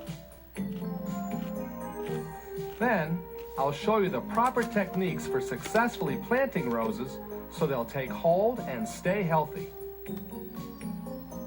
I can't wait to learn all this. You'll learn that using mulch on the rose garden I love will mulch. save water, eliminate weeds, and prevent disease. In this segment, I'll show you the best methods for watering roses to make sure they get just the right amount of water. Next, you'll learn the easiest way to feed your roses by giving them a main meal, some snacks, and finally a vitamin. Finally, a vitamin. Here, we'll discuss the basic maintenance tasks that ensure keeping your roses healthy while keeping your garden looking terrific. In this segment, I'll show you how to prevent most serious insect pest and disease problems. Is there an and then Animal how to Crossing take care on of Wii? those that do occur. Finally, you'll learn the tricks for making sure that your cut roses will stay beautiful for many, many days. Oh, it's not great. The rose is one of the most beautiful flowers in the garden. I want to get the GameCube Yet one. it sometimes 'cause I gets a haven't played it. reputation for being difficult to raise. I hope with this program I can show you that raising roses is not that difficult, especially if you follow some techniques that are designed to keep these plants healthy all year long. Mr. Ball. Now, roses come in a number of different forms. You have bush roses, miniature roses, roses that climb on a wall. In this program, we're going to talk about the bush rose, the classic T with a single blossom on a long stem, the floribundus with its blossoms in groups. And the techniques used for raising these bush roses can be applied to raising the I miniatures feel like Animal and the Crossing climbers. would be fun to do on late night. Those transitions are Whether you're planting a single rose bush or you're designing an entire rose garden, the quality of your roses are going to be directly related to the quality of the soil they grow in. In evaluating that soil, the question is not whether it's a clay soil or a sandy soil or a loamy soil. The question is going to be, is it a fertile soil, is it a deep soil, and is it well drained? The fertility of the soil is going to be directly related to the amount of organic matter or humus that's in it. Humus is that black stuff you find underneath the leaves in the woods. Look at the soil sample. You can see the topsoil is darker than the subsoil. That's because there's more humus in it. Here we have some homemade humus. It's called compost. Look how dark it is. A good rose garden soil Look at that Neil. is going to have at least 25% organic material in Look at it. that Neil. That's a whole lot more than you normally need in a vegetable That's a garden or a Yardener's regular Neil. flower garden. He is cool. The reason for The that is that suspenders. roses need to have a well-drained soil, and that humus is a major source of food for the plants. If you put a 3-inch layer of compost over the top of a bed, that'll be about 25% of the first 12 inches of your garden. 90 degrees. If you've got any doubt about the fertility of your soil, you should go to your local county extension office and pick up a soil test kit. Looks like this. It's just an envelope, costs $3 or $4. And there'll be instructions on there on how to take a soil sample, and you'll mail it away to a laboratory, and they'll send you back a full poop in report. it? And if there's any problems, they'll tell you how to solve them. The depth of the soil in a rose garden is really a critical issue. So the first thing we want to do is to check the depth of that topsoil by digging a hole. A healthy rose garden is going to have at least 18 inches of well-aerated, well-drained soil. So the first thing we want to check then is to see how deep our topsoil level is. That's going to be the darker color soil. And then we want to check the condition of our subsoil. It looks like we have about The time counter is strange 6 to or me. 7 inches of topsoil here. And then we have to check the drainage of our subsoil. A lot of people think that drainage is a function of whether soil is clay or sandy. Clay soils are supposed to be poorly draining. Sandy soils are supposed to drain very well. Turns out that has nothing to do with it. A soil is going to drain because it has a lot of iron content. And iron can be spotted because of the color of the soil. A brown soil has a lot of iron and will drain very well. A gray soil doesn't have much iron at all and will not drain very well. So you can have a situation where you have a brown clay that drains wonderfully and a gray sandy soil that has all kinds of drainage problems. So the first thing we're going to do is check the color of our soil. The second thing we can do is take this hole, we can fill it with water right to the top, let it drain, and then let it sit for a day, or at least overnight. Then tomorrow morning you're going to come back and fill it to the top again. And if it takes more than 6 to 8 hours to drain that second time, you've got a drainage problem you're going to have to do something about. Only two things you can do. One is you can put lots and lots of organic material down 18 or 20 inches into your bed, or you can find another place to put your rose garden. I figure that if a rose garden needs to have 25% organic material, the easiest way I can be sure to have that amount is to put it in myself. So any rose bed I start, I'm going to put 3 or 4 inches of this compost on top. Or I can use a compost substitute. I can use something like this. It's called peat humus. You buy it in any garden center or nursery, and you mix it about 4 to 1. The name's humus. Peat dried humus. cow manure. Looks like that. Work just as well as compost. Or if you don't want to use that, peat moss. The name's Again, moss. you get any garden center. Peat moss. Looks like that. The only difference is peat moss is a little bit acidic. So you'll mix it 4 to 1 with the cow manure, but you also want to put a little limestone in as well. No matter what you use then, you want to put at least 3 or 4 inches of that organic material on top. We'll work it in later. And then I like to put some rock powders on top. By rock powders, I mean something like this. It's called rock phosphate. Spread it around like this. Then I'm going to put on something called green sand. Rock phosphate gives me phosphorus. Green sand gives me green. Potassium. And the beauty of these rock powders is that they're very slow acting. What up, Doug? In fact, they'll last about 2 years before you have to put another application on. And they don't even start working for about 4 or 5 months, so you don't have to worry about over-fertilizing. So now I've got my 3 or 4 inches of compost, my rock powders. Now let's talk about digging this stuff in. Dig that stuff If you have a particularly bad soil, one of the easiest ways to build a rose garden is to lay out the compost and the soil amendments just as I've shown you. Bring in a rotary tiller like this and put all that stuff in the soil as deep as you can get it. And then bring in another truckload of topsoil and lay it on top, giving you a raised bed that's about 10 or 12 inches deep. A more thorough method, but also more time-consuming and certainly a lot more work, is something called double digging. I know, I'm more First, just you dig a fascinated trench, by exposing him. the subsoil by moving the layer of topsoil aside. I'm not really Then you want to add some amendments. fully absorbing First, we it. put in some limestone because many subsoils tend to be acidic. Then we want to put in some humus or some organic material. I like to use compost. But if you don't have compost, you can use some peat moss that has some dried cow manure added to it. It works just as well. He knows what he's doing. Then we're going to take a spading fork and we're going to break up or loosen that layer of subsoil. We're not going to move it, we're just going to break it up. This is where the double digging part comes in. Double By digging. breaking up that subsoil, you're going to reduce compaction, you're going to improve the drainage, and you're going to give those amendments a good chance to work down more deeply into the subsoil. As soon as you finish breaking up that subsoil, then you're going to step back a few feet and take your shovel and transfer the next row of topsoil over onto that subsoil you just broke got up. electrocuted? And then we're just going to keep repeating the cycle. When you're finished, you're going to have a well-aerated, well-drained 15 inches of soil, which will be a great environment for your roses. Well, we have a rose bed that's fertile. Did he just wipe his sweat off? Well-drained. It's time to plant some roses. Yes! Let's go. Look at his time. It's time we got to planting some roses. They're going to come to you in one of two forms. From a local nursery, they're likely to come in a container. If you order your rose from a mail order catalog, it'll come packed in wood chips wrapped in a plastic bag in what's called a bare root condition. Well, The first late way to buy night can be roses at any is time. already growing in containers. There's It's just some the name of advantages our to this game. method over the bare root method. First of all, you can see the That's plant. okay, you'll you can get see whether it. it's healthy. You can see what color the blossoms are going to be. So we could have You late can night in the transplant morning as almost well. any time during the growing season. First step is to dig a hole. You should have a hole that's at least 5 or 6 inches wider and 5 or 6 inches deeper than the size of the container the plant's in. I like to make it even a little bit bigger. Then in the bottom of the hole, you want to put some compost mixed with perlite or sand.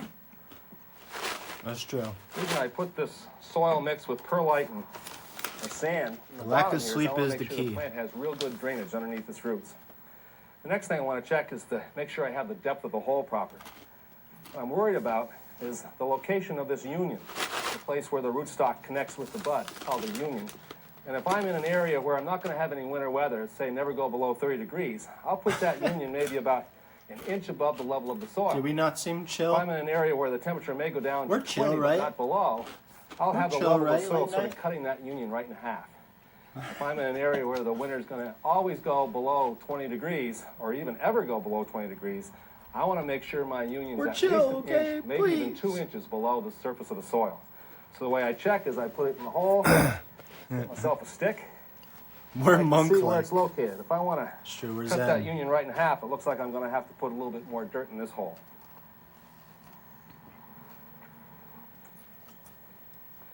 Only cost $12. Okay. My soil level should be proper. Now let's take the plant out of the container. One of the tricks in taking any plant out of a container is to wet it about 30 minutes before you take it out, and that should help keep the soil around the root ball. All you do is put your fingers around the stem, That's true. tap it a few times, hope that it pops out, What the? set it there right in the middle of the hole, That's like an unheard of deal. and then I'm going to put some dirt around it. Not going to fill it to the top. I'm going to put it up just about half to 2/3 Buck 'em around up. the whole plant ball, like that. Now I'm going to really water it. I'm going to fill the hole with water,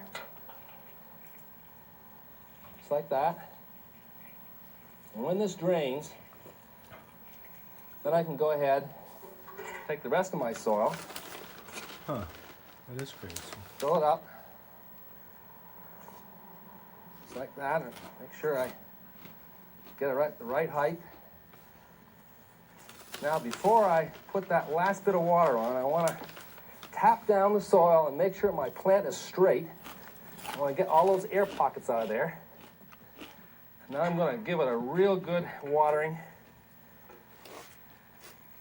And that's how you plant a container rose.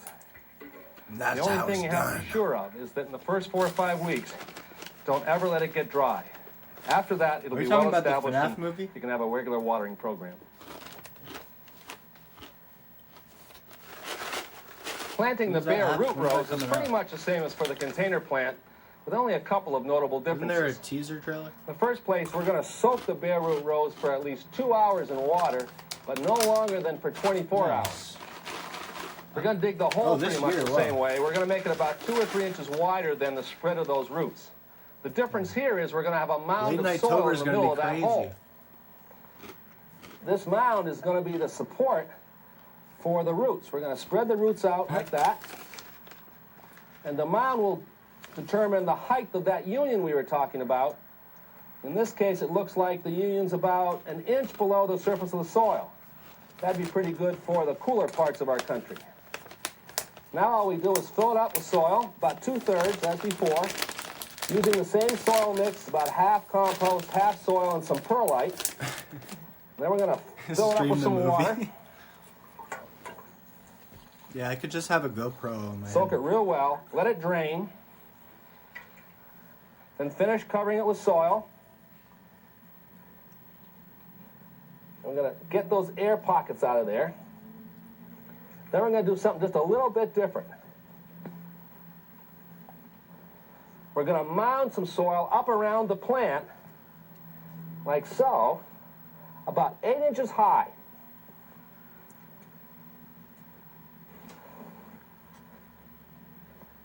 Like that. I know we've been neglecting The Jeff. purpose of that mound is to keep the He's still moisture doing in his at a time stance, when the though. plant is most vulnerable. He's You can very take the mound passionate and away talented. after the shoots get to be about 2 or 3 inches tall. Now we can put a container plant in almost any time during the season, but you put a bare root rose in only during the springtime. That gives it lots of time to grow a good root system before winter comes. That's how we plant our roses.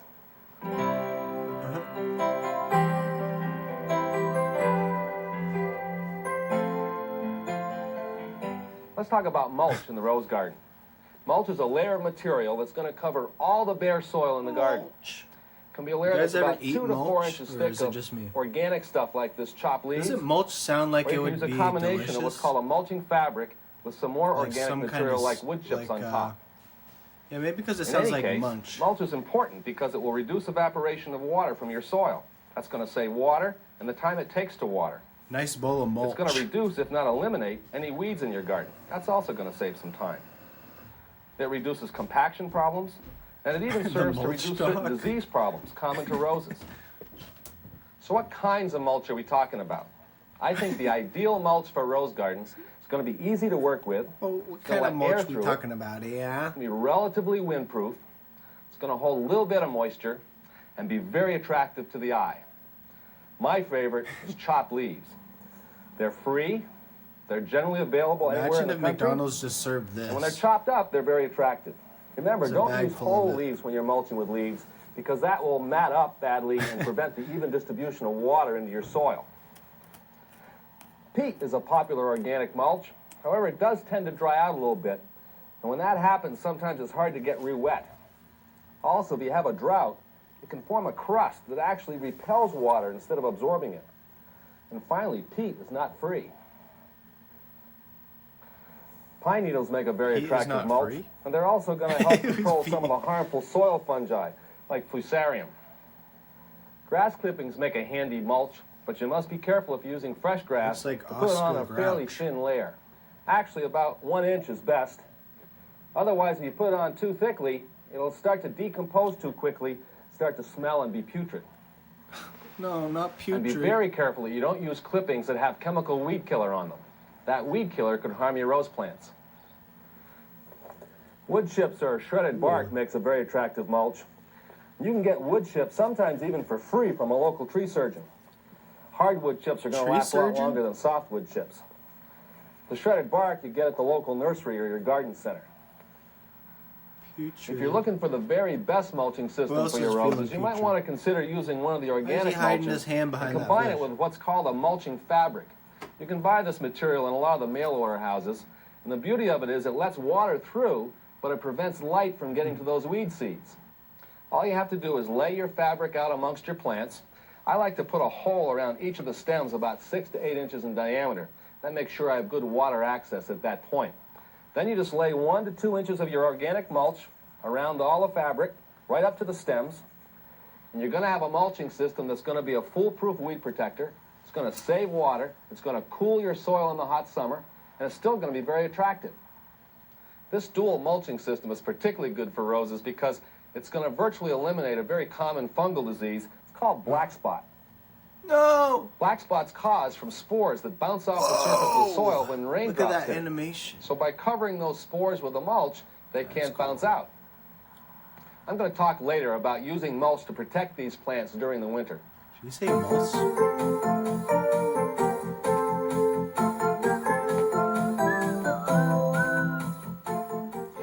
It's often said that you can't give too much water to roses. But that's really only true if you have a very well-drained soil. Roses don't like to have their roots in water for very long. Probably the primary rule in watering is be consistent. While many gardeners are going to underwater their roses, it's going to be the fluctuation of being wet and then dry and then wet again that causes serious stress to the rose plant. Now, roses need about 1 inch of water a week. If you live in a hot, dry part of the country, 2 inches of water a week. If you don't use any organic mulch like these chopped leaves, then you're going to have to add more water to compensate for the evaporation loss. So that means the first tool we're going to use in watering is going to be a rain gauge. Keep track of our weekly rainfall. I want to make sure the rain gauge is real straight. Now, 1 inch of rain gives you a ½ gallon of water for every cubic foot of soil. Get me a gauge. A rose bush has a root system that's at least as wide as the bush is tall. That means a bush that's 3 feet tall is going to have a root system that covers at least 8 or 9 cubic feet. That bush then needs 4 gallons of water every week, or 2 of these watering cans. If you're going to water your roses with some overhead device like a handheld hose or an oscillating sprinkler, one of the tricks is to put a container right in the middle of your rose bed. Then you can keep track of how much water it gets. When it gets to about 1.5 inches, that's the equivalent of 1 inch in the soil because you lose so much from evaporation and runoff. One rule is never water from overhead at nighttime. It just leads to real serious disease problems. What? Now, overhead watering's okay. It'll do the job, but my preference for watering a rose garden is using a drip irrigation system like this one. It has a number of advantages. One of them is it saves water. About 30 to 50% saving, as a matter of fact, over your overhead approach. Saves time, a lot of time. It reduces compaction of the soil, which is good for roses.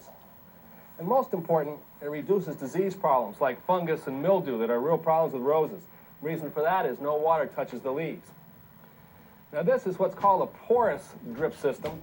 The hose is made out of recycled automobile tires. He's squeezing it. He's got a firm It grip. lets water very slowly into the soil through millions and millions of little pores along its entire length. It's almost indestructible, and you can bury it if you want to, but for all drip systems, you can cover them up with mulch like this and you'll never see them. I'm covering everything with Now, mulch another now, kind of system, no matter what it is. called an emitter system. I got it It's like covered. this. And along the length of the hose, about every 15 or 20 inches, will be this little valve that'll let water into the soil very slowly, one drop at a time. The advantage of this kind of system is that you could have an emitter sitting at the base of every rose bush in your garden. Now, all these systems will come in kits like this. So if you're a little hesitant to try it, you can get a kit, experiment a little bit, and not spend too much money. Now, let me show you how these work. Once you've laid the drip lines, you attach it to a garden hose. We should add And I like to mulch put a mechanical timer in here. Yes. So the timer lets you turn Well, on we the should system, to and then it eat. turns itself off. Hell yeah. Let's turn it on. It's mulch. It's Lets got a the nice water ring out to very it, like slowly, kilk. right along its entire length. So I can be watering my rose garden while I go shopping. We need a shopping portion in this video, though. I run my drip system 2 or 3 Jeff times Ball a week. goes Let shopping? it go for between 20 and 30 minutes at a time. That'll give me What is my that 1 inch video? of water for the week. If I get more than a half an inch of rain, I'll wait 2 or 3 days, start the cycle all over This again. guy's knee is getting If I totally do any shredded. transplanting like this, I'll use a hand watering can on it for maybe 2 weeks to make sure those roots get a real good chance to get started. Then they'll be fine. And in the fall, roses don't need to be watered quite so much, so you can cut your drip system down to maybe twice a week. Use a drip system, hook up a timer, be consistent, and you'll have gorgeous roses.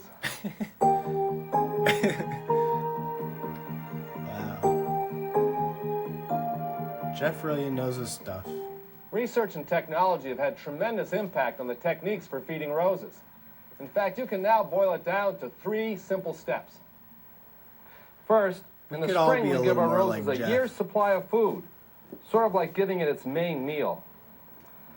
Then if you choose, you can supplement that main meal with some snacks during the growing season. This is making me hungry. And finally, if you wish, you can even offer your plants a form of vitamin. This shot right First, there. that is main crazy. meal.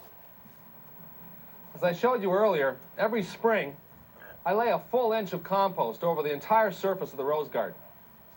And then every couple of years, I add a dusting of rock powders. I put rock phosphate on for phosphorus and green sand for potassium.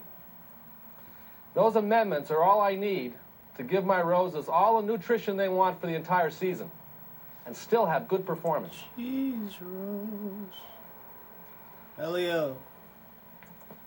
You can do the same thing with a commercial fertilizer. You can buy an organic fertilizer that will have some form of dried manure or plant waste material as a nitrogen source. Or you can use what's called a synthetic chemical fertilizer. But make It sure you says get pea. the kind that has the slow release form of That's nitrogen not in grow, it. it says that will pea. feed your plants very slowly You through the guys see entire that? season. A fertilizer with a slow release form of nitrogen Where will can I not get burn some the of that roots of the stuff? plants, and it won't repel your earthworms. Where can I get some pea grow? Remember, those earthworms are going to give you pounds of free fertilizer by themselves. He knew. While that primary slow-release fertilizing in the spring is really all you need, I like to supplement that basic food supply with some snacks for my plants throughout the growing season. That gives my roses a quick energy boost at a time when they're putting all their efforts into producing blossoms. For giving snacks, I prefer to use a liquid fertilizer. Plants take up nutrients 20 to 30 times faster in liquid form than when offered in powdered form. This is true whether the liquid is applied directly to the roots in the soil or whether it's sprayed on the plant foliage as a foliar spray. Foliar feeding involves spraying diluted liquid fertilizer directly onto the leaves of the foliage of the plants using a spraying device that can produce a mist-like spray. That's true. With this relatively new technique, you can give your entire rose garden a quick snack in just a few minutes. Besides being faster, foliar feeding is superior to feeding through the soil because there's absolutely no waste of fertilizer. The plant gets it all. My soil has its compost and its rock powders to work on, so I want to get my supplements to the plants as fast as I can with as little waste as possible. There are no firm rules as to the frequency for giving snacks to roses. Some gardeners will give a very dilute solution of liquid fertilizer every time they water. I prefer to give snacks every 2 to 4 weeks. Snack, please. Also, it's a good idea to spray in the morning, so you give your plants a chance to get those nutrients up before nighttime. In fact, you shouldn't spray at night because that leaves water on the leaves overnight. Don't spray at and that's night. Got asking it. for serious fungal problems. Or you get How about fungus. some vitamins for your roses? Okay. There are a number of seaweed or kelp extracts that have been used in commercial agriculture for a number of years as a foliar spray for plants.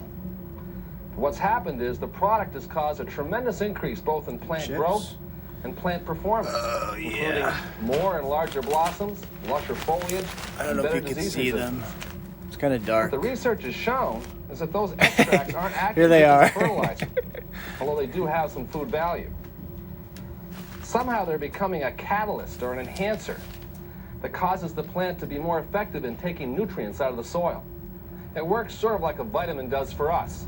It doesn't replace a They're good called diet. chakri It just mix, supplements spicy it and makes it work chakri. better. Research indicates that just 2 or 3 applications of very dilute liquid seaweed extract applied as a foliar spray will improve plant growth, increase its capacity to withstand drought, Well, and that's a good reduce the movie. incidence Yeah, of I disease. think they're going to start talking and eating us. The seaweed extract in liquid form loses some of its catalyst value after about a year. So you want to get a fresh bottle every year. On the other hand, the dry, water-soluble stuff is good for about 5 years. And now some companies are coming out with a liquid fertilizer that's got the plant enhancer mixed right in. You can do 2 jobs at the same time. Most of these products are available through mail-order catalogs. In any case, if you're looking for the healthiest rose garden you ever had, you might want to give these plant enhancers a try. Yeah. So if in the spring you give your roses its main meal of slow-release fertilizer, every month or so give it some snacks, maybe even give it some vitamins, you'll have the task of fertilizing a rose garden licked. Did he say licked?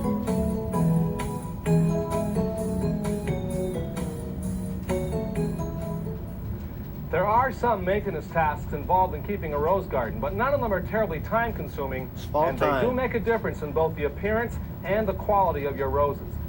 First, the fall cleanup. It should be an annual routine to give your rose garden a thorough cleanup in the late fall. Actually, the best time is just after that first hard frost. The first step is to remove all the leaves still remaining on the plant until the whole plant is completely bare like this one is. That reduces the chances of disease carrying over to next year. Well, remember, It may mid seem is like good. a radical step, but it doesn't hurt the plant at all. It helps the plant. I know. I had to double think. Wait, you forgot? Oh, you missed it. Sucks is good too now. After stripping Sucks the is bushes, we're also going to rake good. up all the leaves, the summer mulch, and any other debris that's collected in the garden, and we're going to throw it away. Normally, I suggest you compost this material, but because Sucks roses is tend to be a very bit good. more vulnerable to Sucks disease is than better other than flowers mid. and vegetables, I think it's safer to throw this mulch away instead of trying to compost it. Yeah. Wall is good, door is bad. The period All of is time not. between the first frost and the time when the ground actually freezes solid, usually about 4 to 6 weeks, can be critical for roses. Sudden shifts in temperature before the plant becomes cold hardy and adjusted to cold temperatures can be disastrous. You can kill more canes during this period from one quick freeze than in the coldest months of January and February. However, it's too early to put on our final winter protection, so we have to find some way to protect our plants during this period. There's 3 things we can do. you can spray the entire plant with what's called an anti-desiccant dormant spray. It's sort of like covering the entire plant with hairspray. It helps the plant avoid losing moisture from evaporation from the winds, and it gives the plant frost protection down to about 28 degrees. Next, we want to try to avoid allowing these canes to whip around during the winter wind and get damaged or possibly broken. So we'll lightly prune the tallest of the canes and then bunch up your plant and tie it together very carefully as we have with these other plants. What? I haven't seen that. Finally, we want to cover each rose bush with some kind of protective material. You can use something like burlap, or you can use something like this. It's called agricultural fleece. It was initially designed to protect vegetables from the frost, but it works just fine for this job. It's very light material. It lets in the water, light, and air, but protects the plant from frost and cold winds. As with the anti-desiccant, this will protect your plant down to 28 degrees. So the combination of an anti-desiccant and some kind of protective material like this, you'll have much less chance of having any damage to those canes during this critical period. Critical period.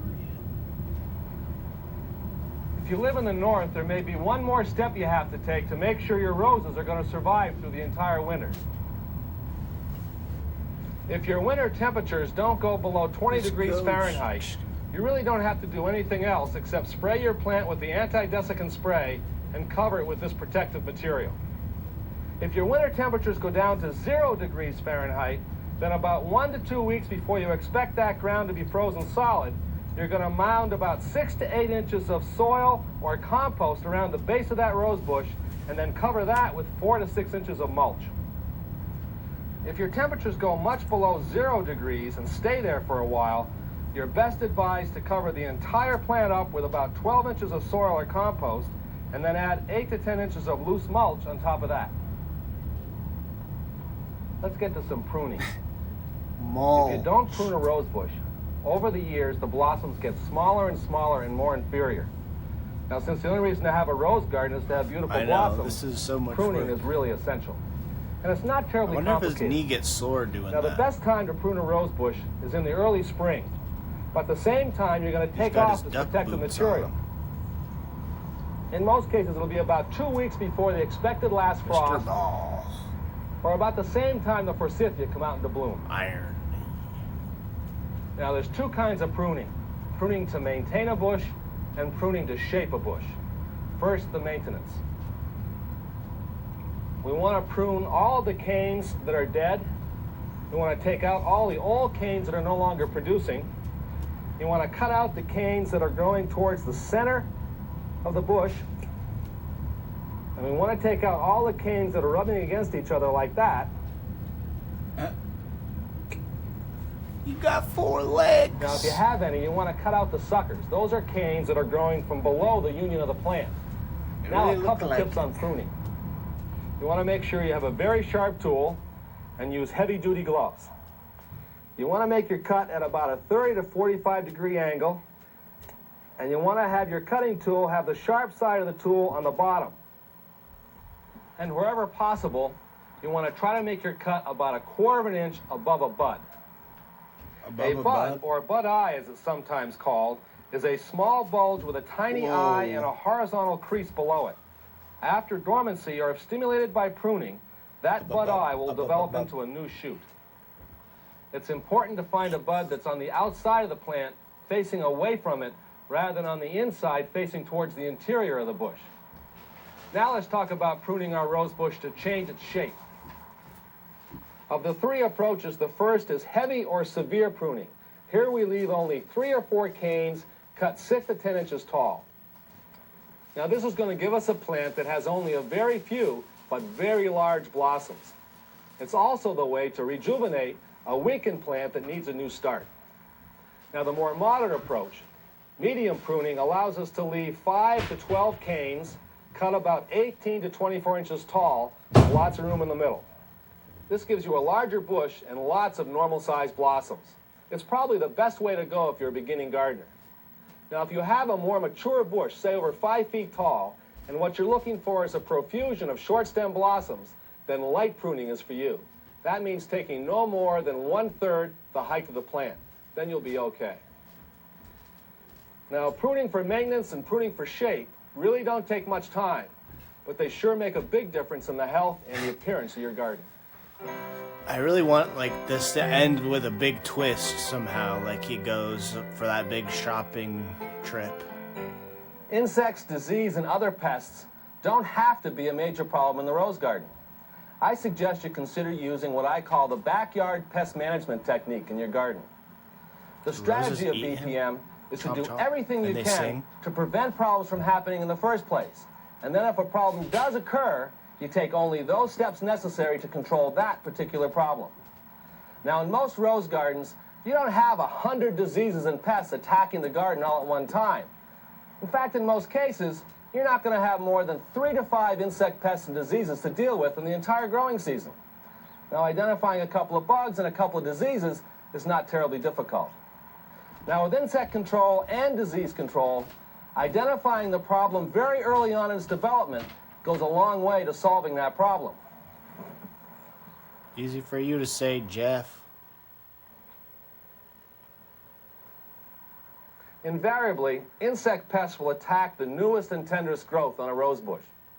So a good habit to get into when you're in the garden is to check the newest growth on a plant that you're near and look at the top of the leaf and then on the bottom of the leaf and then where the leaf connects to the stem.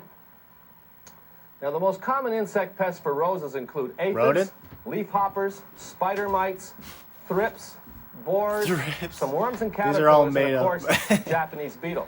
But remember, you're probably going to only have to cope with a few of those You guys beasts. seen any thrips? Borers? You can prevent Japanese beetle problems by trapping them before they get to the rose bushes. A commercial trap like this is very effective in controlling a bug population. I need to see what a thrip You'll put it in your looks garden like. sometime in the spring, just as the beetles are beginning to emerge from the soil. One very important caution, however. Research has shown that while the traps are very effective in attracting beetles, sometimes the beetle misses the bag and drops on the ground underneath the trap. So be very sure you never place a trap any closer than 50 feet from your rose bushes. Or beetle. If you do discover you have some insect problems, most of them are pretty easy to solve. Kind of silly. For the worms and the caterpillars, the solution is a bacteria. It comes in a powdered form. It's called Bacillus thuringiensis, or BT for short. It comes under a number of different commercial names in the garden center. BT is sprinkled onto the roses that are being attacked by some worm or caterpillar. And when it's ingested by the worm, it kills the culprit. While at the same time, it's harmless to all beneficial insects, other animals, and us. Most of the common insects in the rose garden can be controlled by what's called an insecticidal soap. Certain soaps have fatty acids that will kill insects by disrupting their metabolism. Now, we mustn't confuse these commercial insecticidal soaps with the washing soaps we use in the kitchen and the laundry. These soaps are applied as a foliar spray and act only on direct contact with the insect, so spray under the leaves as well as on top.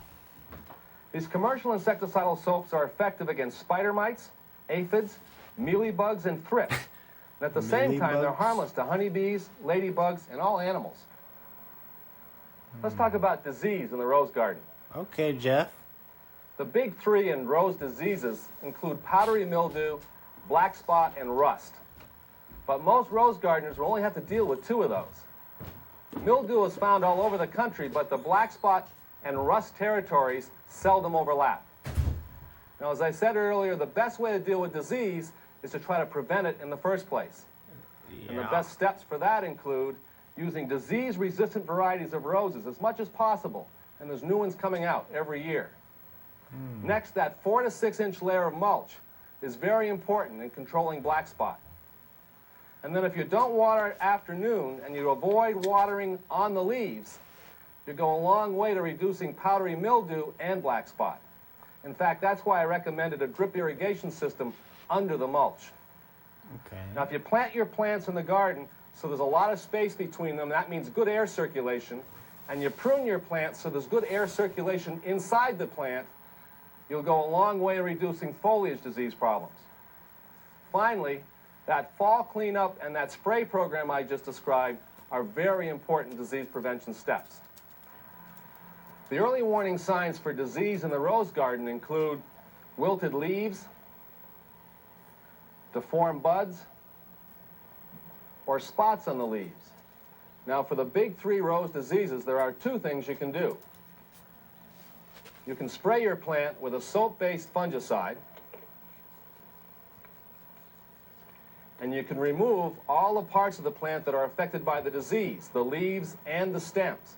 Take them away and throw them away. And that takes care of backyard pest management techniques. We're going to do everything we can to prevent problems from happening in the first place. Then if a problem does occur, we're going to address only that particular problem. Now, BPM gets more effective as time goes on. BPM. So that you'll have fewer insect pests and fewer disease problems in your rose garden as each year goes by. Yo, guys, I just looked up Jeff Ball, and there's 3 more movies that are fully uploaded to YouTube in VHS quality. One of the reasons that we raise roses is to be able to cut a few and bring them inside the house to enjoy. And there are some tricks to making sure those blossoms last as long as possible. On the Yardening.com YouTube YouTube channel.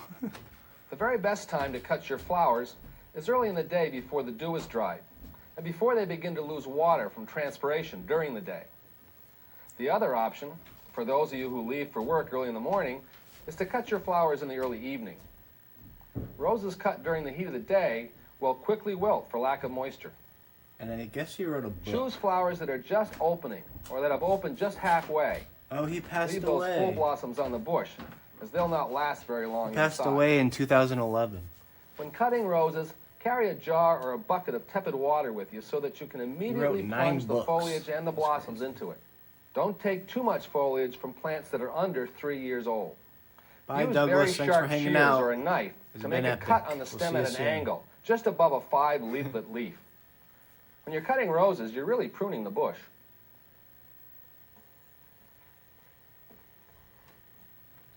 The first thing we do when we bring our cut roses inside is give them what I call the hot water treatment.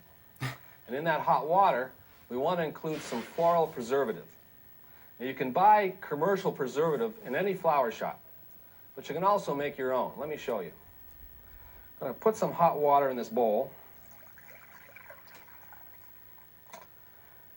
And then I'm going to add an equal amount of a soft drink that has citric acid in it, like 7-Up. It's the citric acid and the sugar that's going to keep those blooms lasting a long time. This is the kind of twist that I wanted, a cooking for every show. quart of that solution, I'm going to put a half a teaspoon of household bleach. Just a little bit. Don't drink it, Jeff. That keeps down the bacteria. Now, what I'm trying to get here, after I put my preservative in, is a water temperature about 110 to 120 degrees. You can put your hand in, but you don't want to keep it there very long. Now we're going to take each of our roses, and we're going to cut an inch off the bottom of the stem and plunge it right into that warm water. We'll do it again, right into that water.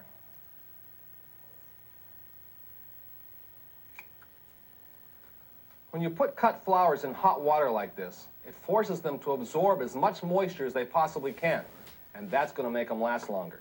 Is this a hack? What we want to do is let this cool down naturally, so we'll set it aside in a cool part of the kitchen, or even better, put it in the refrigerator. What? This guy's got all the hacks. Now you take a bite, Jeff. After a few hours, these roses have absorbed as much moisture as they're going to, and we can start our arrangement. That's cool. Now, one of the rules is to remove all the foliage that's going to be below the surface of the water, like so. Now he's After you just finish doing a your flower arrangement. A couple other tips.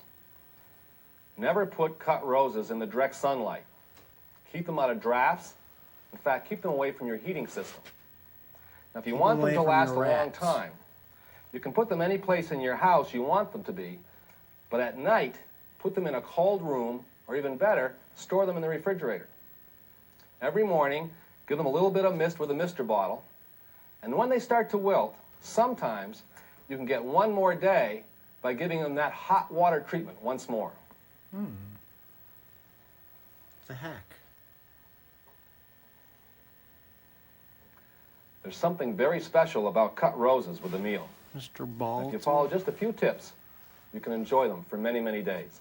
Many, many days, many, many days. We got roses for many days. I hope I've accomplished 3 objectives with this program. I hope I've convinced you that roses make a marvelous addition to any flower garden. I hope I've given you enough information so that you feel confident enough now to raise roses that will thrive and last for years. And finally, I even hope that I've piqued your interest enough in roses so that you might consider even trying some of the other forms that we didn't get a chance to talk about, like the climbers and the miniatures. In fact, some gardeners say that the miniature rose is much easier to grow even than the bush variety. The rose is considered by serious gardeners often as the royalty of the flowers. We've tried to show you that having a little royalty in the garden is not all that difficult and does add a touch of class to that floral display. Oh yeah, classy. Thanks, Jeff. You did good, Mr. Jeff Ball. Woo! That's pretty epic, actually.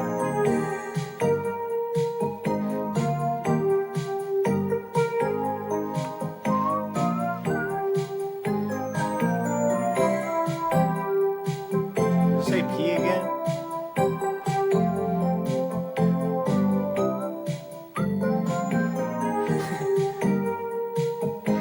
Oh, it is from Washington.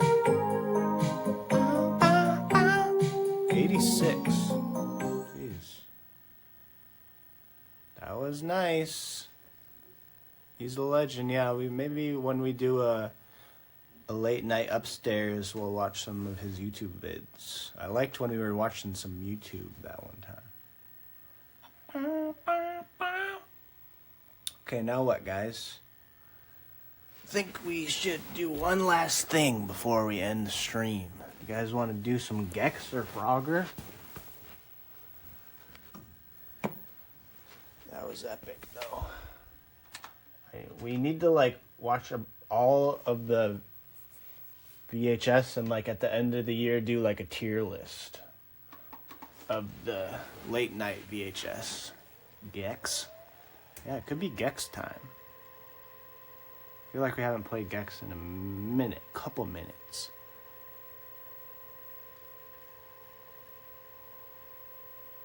And then we can, maybe next time we'll do some Frogger. Because the Frogger game, although kind of bad and frustrating, was kind of funny. I want to try to beat it.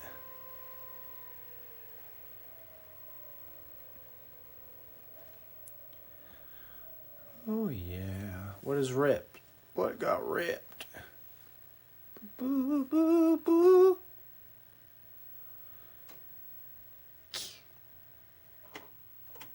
Does that sound good, or should we do a poll?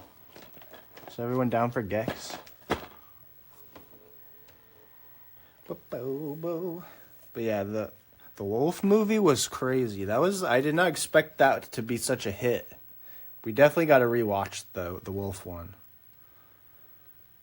That one's got some rewatch value, especially being only 30 minutes. Oh, lag, okay.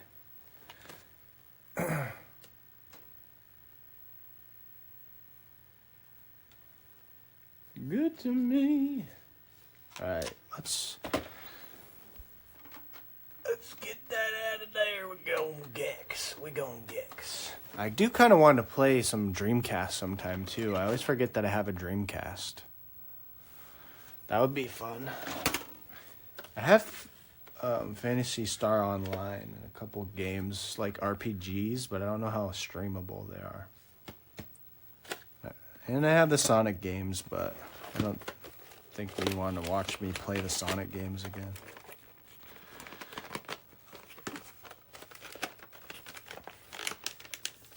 I do have there's like a Mario Party ripoff Sonic game called Sonic Shuffle that I have.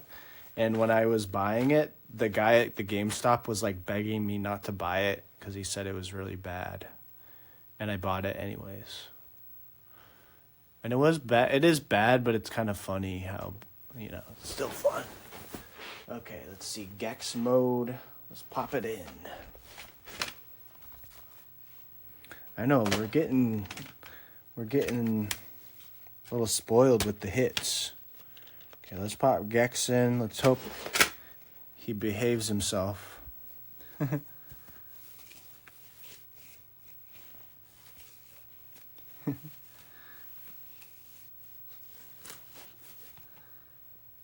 Gex never not behaves himself. That's true.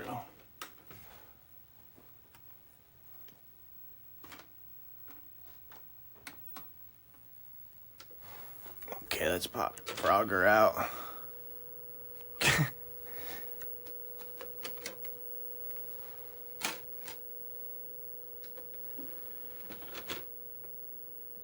Which one of these is? There you go. That's a PS2. That's a PS2. That's a PS2. It is kind of cool that the Frogger disc is blue, though. And then it's Konami. Stream tonight, Corey stream tomorrow. Frogville next day, then Friday? Oh yeah, Friday the Fox Academy.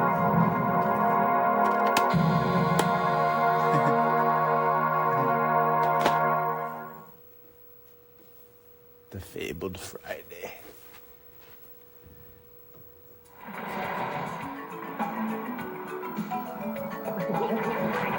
Do I have to swap? I have to swap memory cards again.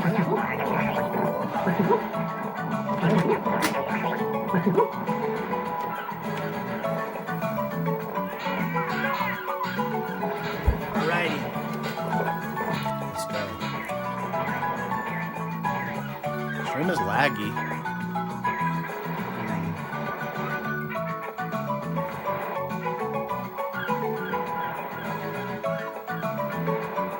Is it laggy for everyone? I can try to move it a little over. It's fine for a little bit, okay.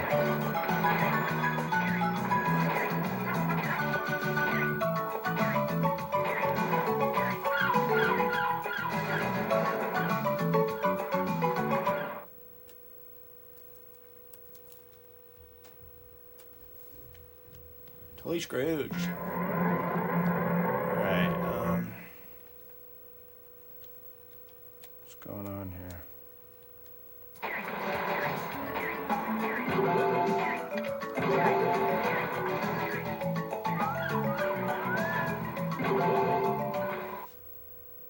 Gex mode.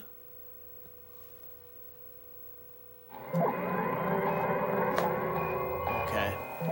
Forget where we left off, but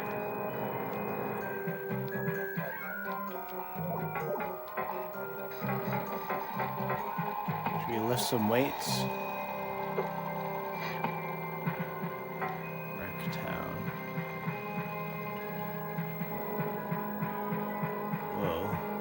Welcome, sir. Please, come on in. Entering the training area should allow you to brush up on your skills. Welcome, sir. Please, come on in. Entering the training area should allow you to brush up on your skills. Okay, is there another area through here? Welcome, sir. Please, come on in. Entering the training area should allow you to brush up on your skills. It's okay. I'm good.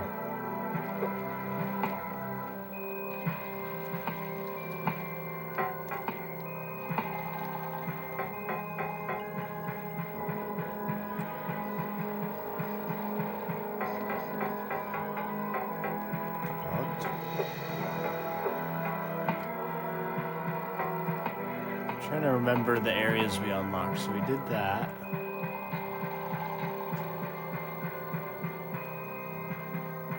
And this was like the mansion one.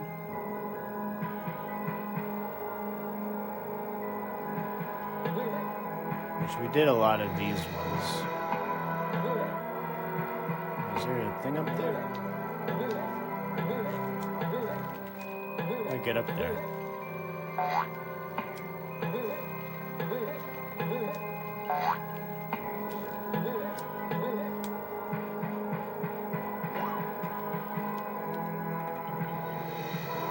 How do I get to that?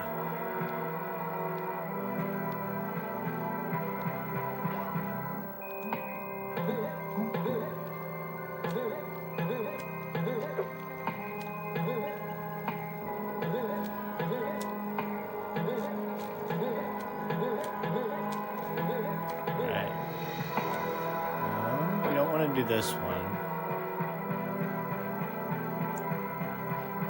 We're trying to unlock some worlds.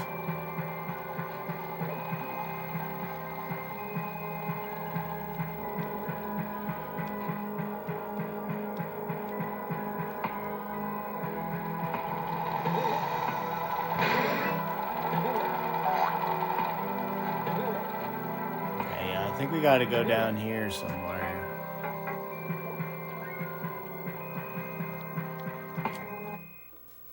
Gex.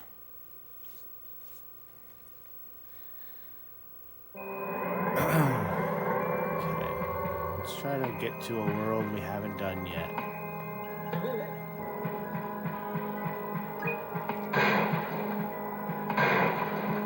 What the? I'm puking.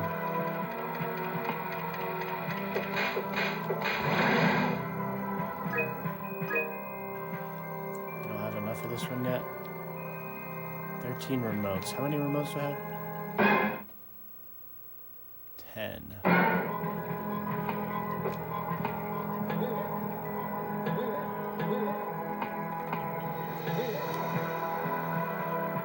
Mission control. Douglas is back? What happened? What's up? Playing a little Gex. Oh, this just took me back. Doy. Just in time for Gex.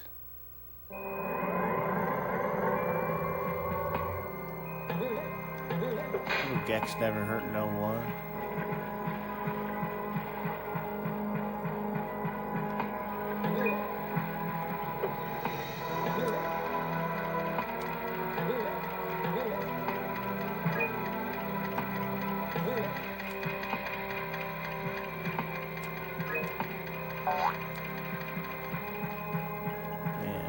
Exploring the whole world. Have I done this one? I think I've done this one, no? Oh, I guess not. Let's get it on!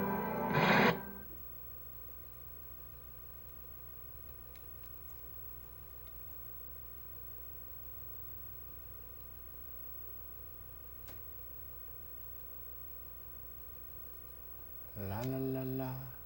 Coin flies. Oh, it's one of these. I guess we could do it. 50. We'll try it. Gotta collect 50 of these. I feel like we tried this one once, maybe. Maybe not.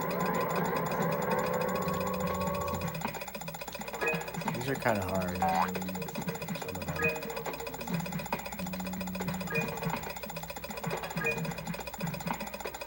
Because you have to get every single one of these.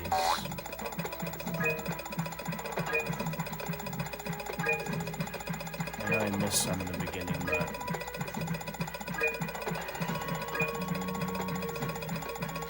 we'll get in there.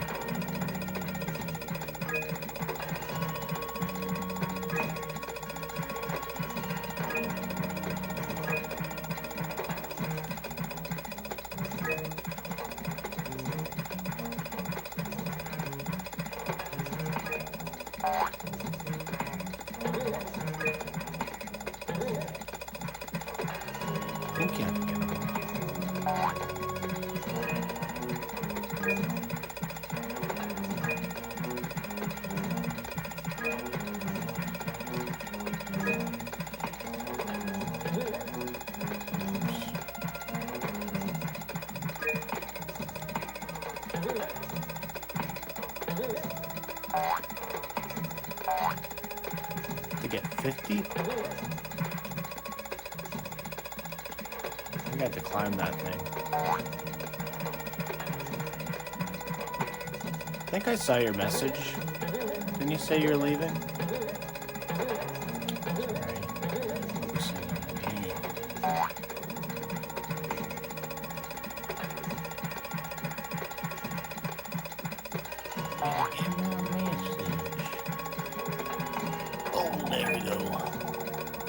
Yeah, but I'm back. Nice. Back once again. Back once again. Table and lamb. We're back. We're back. Okay, this is definitely a practice round.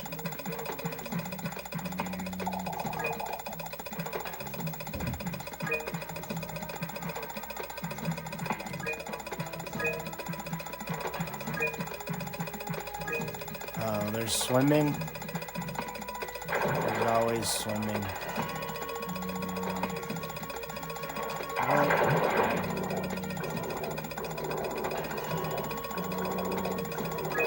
Swimming always gets me.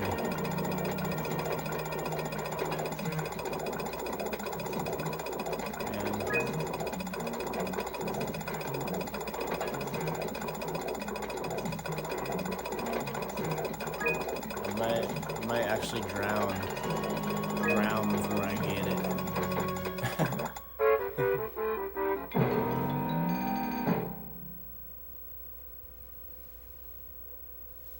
Don't drown, mister. Okay, we'll give it another go or two. These are kind of like bonus challenges, so Lock I'm and load, little not too lizard. worried about getting it.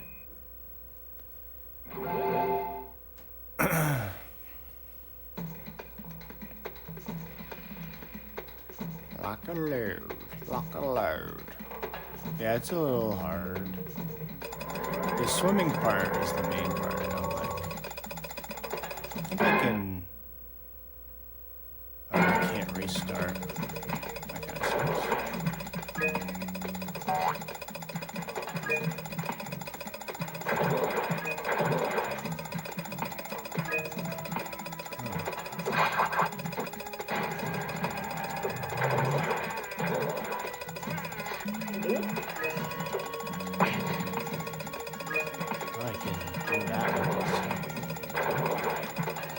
I have to stay out of the water. Dang it.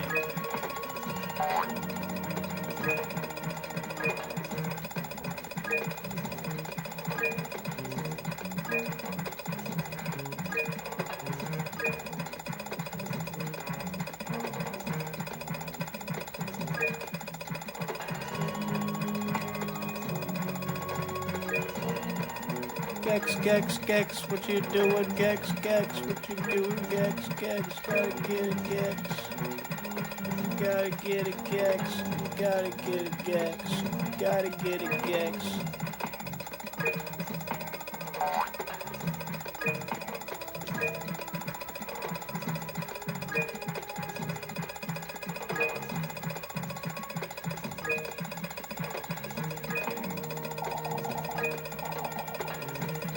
We're making okay time so far. But we just gotta not die in that water, too.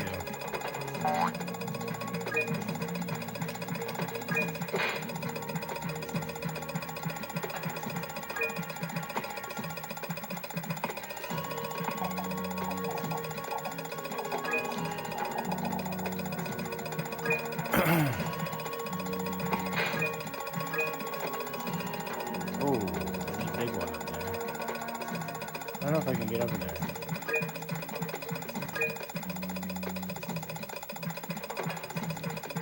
There's 8 more.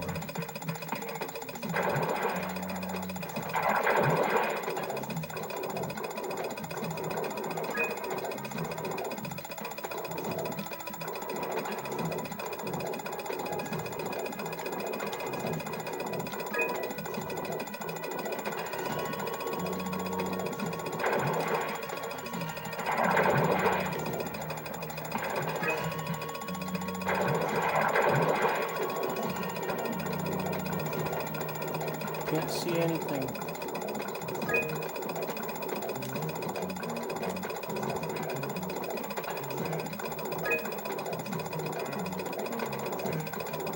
I think we're gonna get it.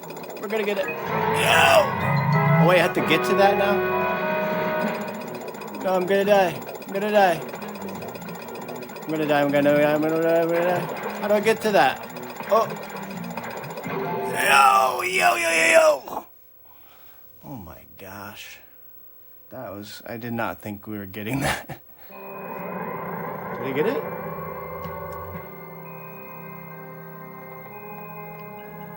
Wait, did I not get it?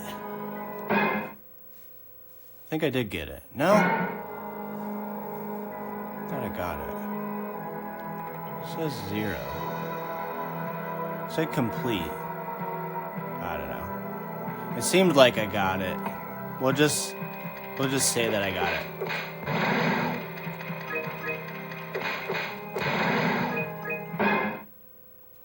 Yeah, I don't have any more remotes. Maybe I had already gotten that one. No, I don't know. We're moving on either way. Okay, we gotta find a normal one now.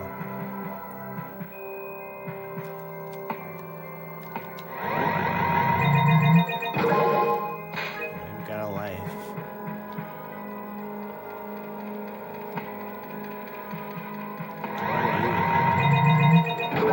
Got that, whatever that is.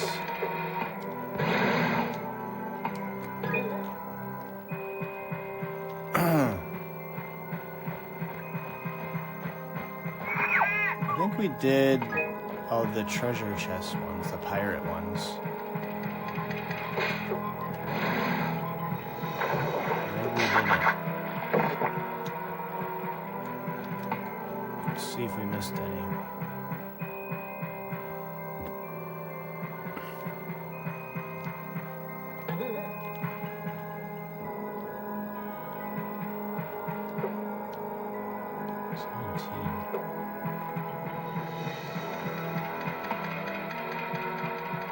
We don't have enough? Shoot.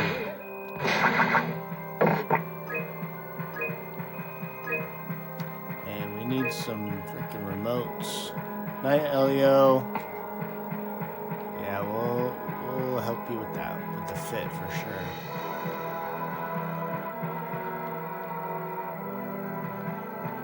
How the heck do I get out of here now?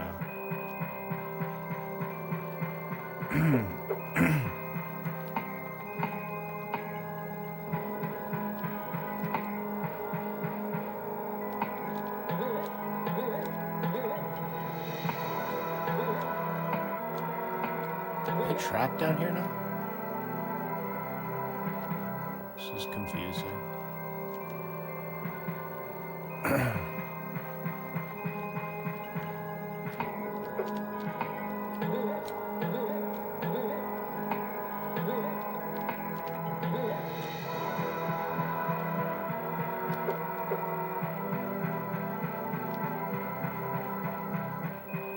Doesn't this seem like I'm trapped here? Or nah? It's getting late in the time zone. I thought it was early there. Or oh, there we go. Or it's just not late. And now it's getting late. Okay, I'm a little too late.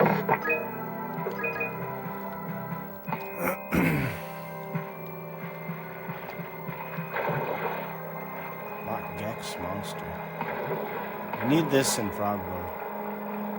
That ad.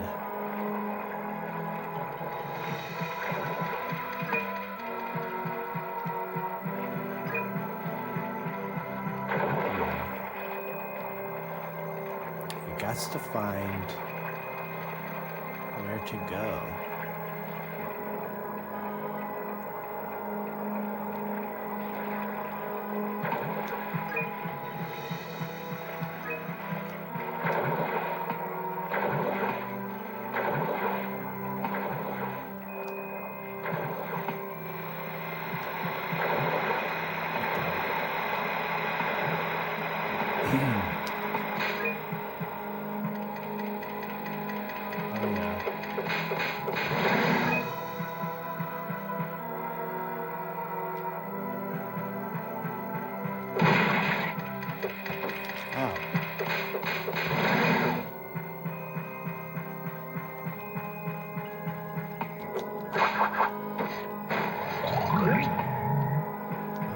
guess we could do this one. It's tail time!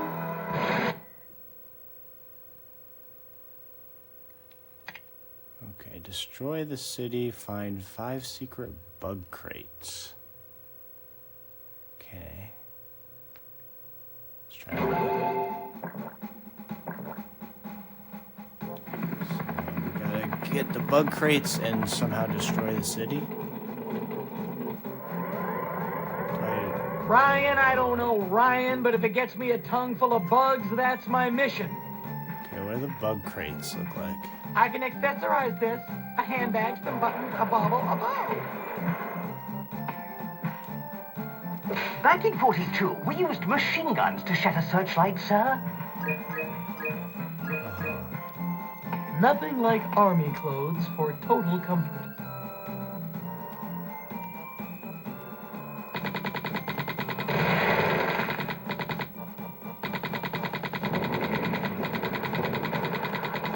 I'm destroying everything. The Pentagon spent $25 million on this one level?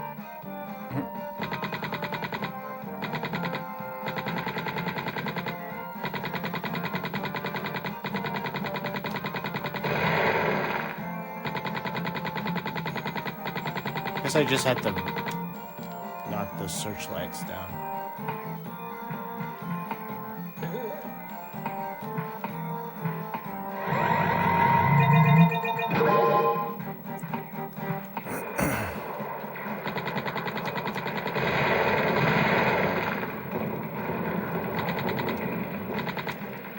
Guess I sleep through the guns. Penguin season. Hogan, 40 days in the cooler. I think that's a mine right there.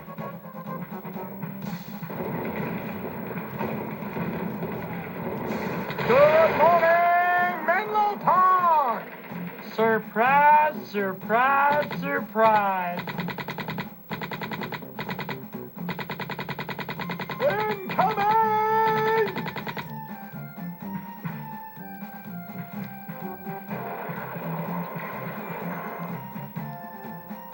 Where's the bug things?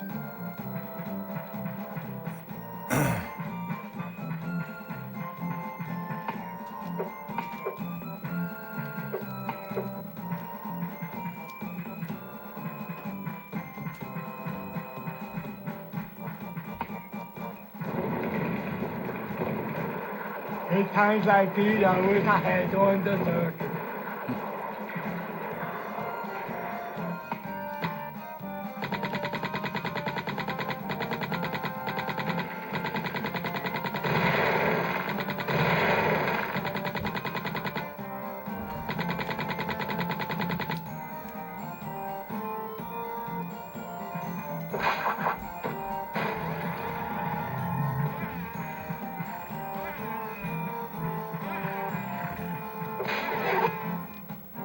I can break those. Check out short, baby, yeah!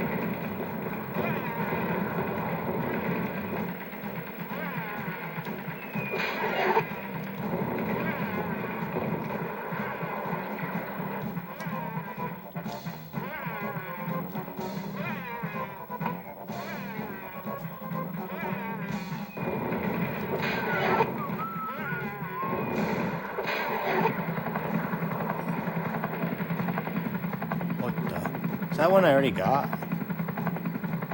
Clear out, Lee. That was amazing, sir. Well done. I don't know if that's the goal I'm supposed to do. What's up, Germ? Good morning. Oh yeah, I think I'm supposed to go here. Do I get to ride in this? Oh my gosh. We got a tank? Okay. Who gave Gex the tank? I just destroyed the town, is that what I do?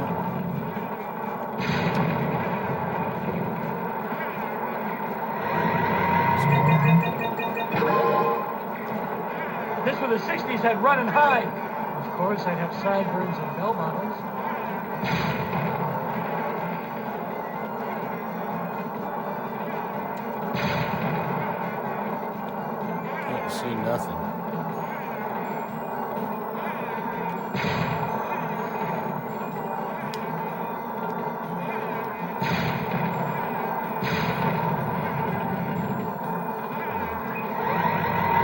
Just destroying the town, I guess. Love, not war level.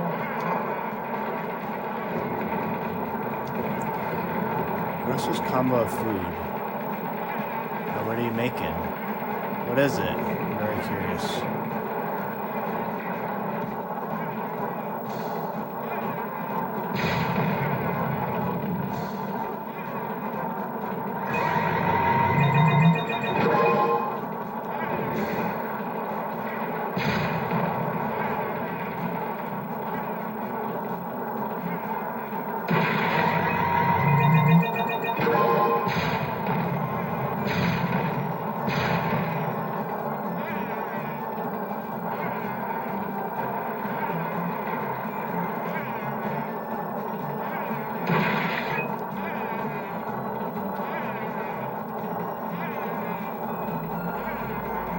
If I was Alan Alda, I'd be sobbing by now.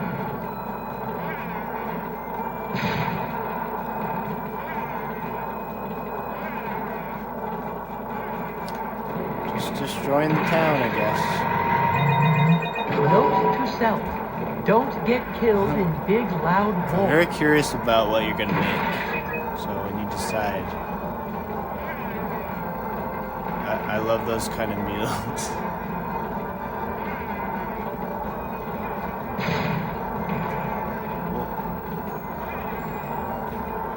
Just destroying the town, I guess. Blowing it up.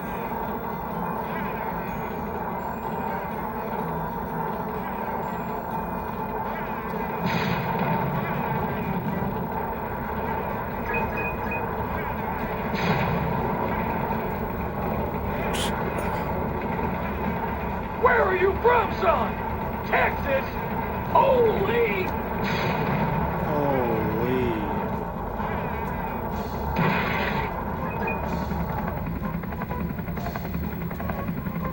So I got another one. I don't know if that's the one I was supposed to do, but That was amazing, sir. Well done.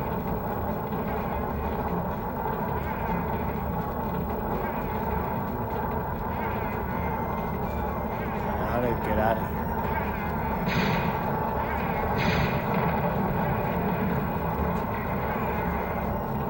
I destroyed the city.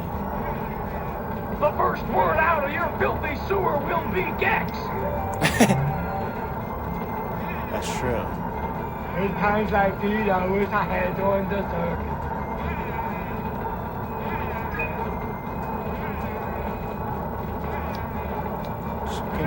Chicken and cheap ham. Nice. Has anyone here tried pork roll before? Or Taylor ham? I've never had it, but I saw it at the store and I kind of want to try it. I think it's basically like bologna. And it's like a Jersey thing. But you slice it yourself so you can control the thickness, which is kind of cool.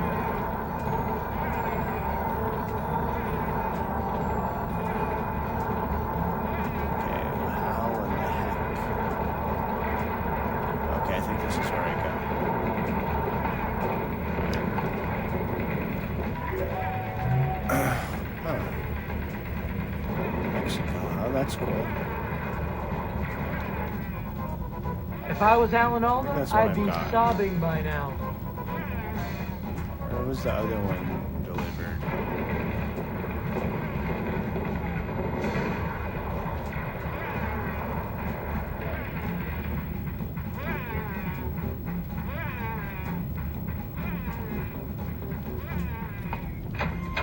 Where's that TV that I just won?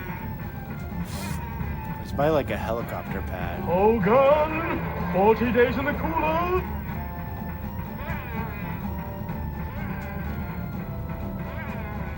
It's not this one.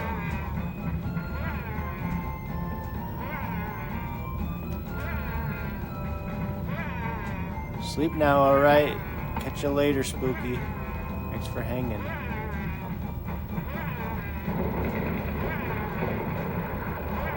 Where the heck is that TV? This for the 60s, I'd run and hide. Of course, I'd have sideburns and bell bottoms. Note to self. Don't get killed in big, loud war. I guess I can walk to it. Whoa. How the heck did I get up here? Surprise, surprise, surprise. Let's get it on. Okay, I think I unlocked... Maybe I need to roll for that. Okay. So we destroyed the city. Maybe we can get one more. I probably have to go soon too. We'll try to crank Gex.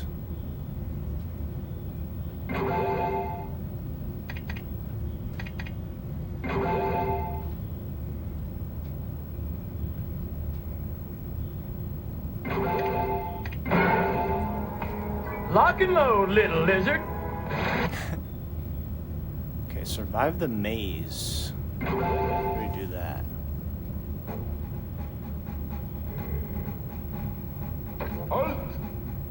Command center. Hey, where's the fleet of Canada Gotta level? get to the command center.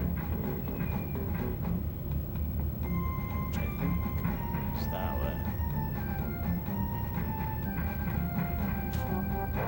This helmet is gonna muss my hair.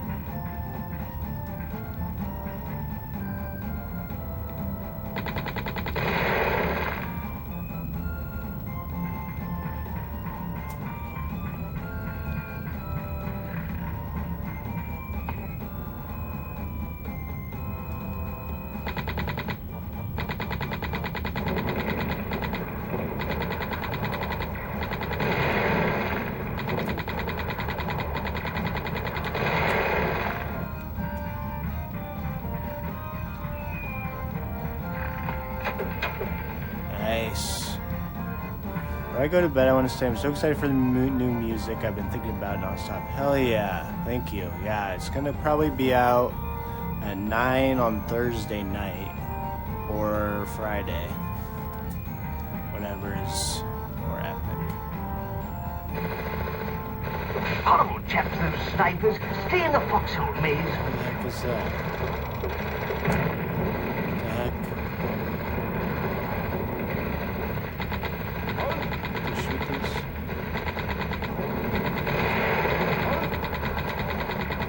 This is crazy.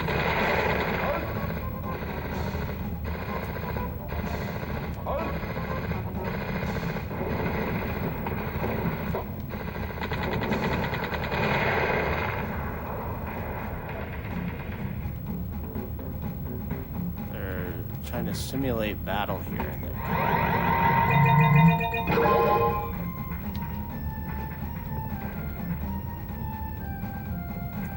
Shoot that guy.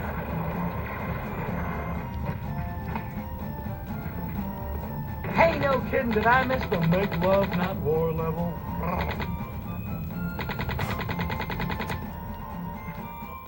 How do I shoot you, man?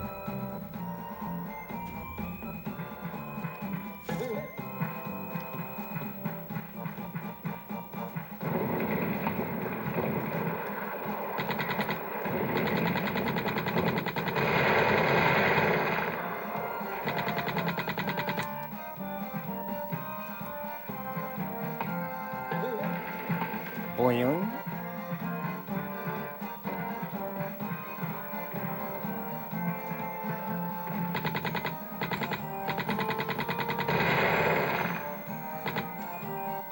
Where are you from, son? Texas? Holy!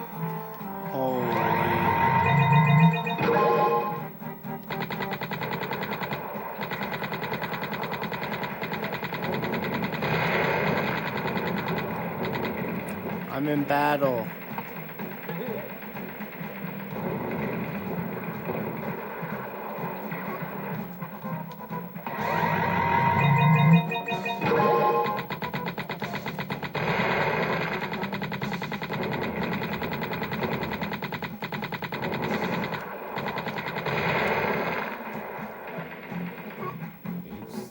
United Gex. The Pentagon spent $25 million on this one level? That's true. That's actually true. The first word out of your filthy sewer will be Gex. Amen, bro.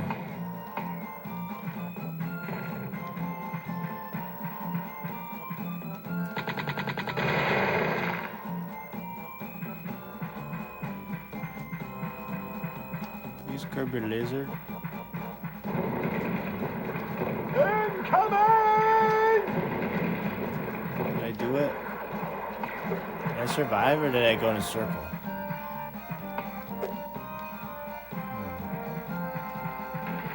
I thought I survived. I think I went in a circle. Cut! Stop, Gecko!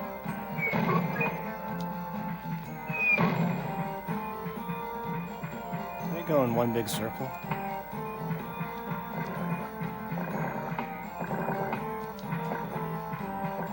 These guys respawn?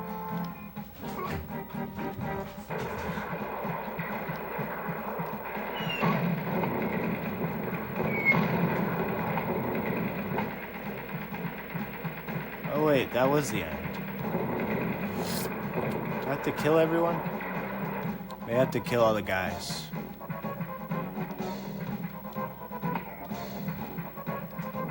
Can I smack this guy?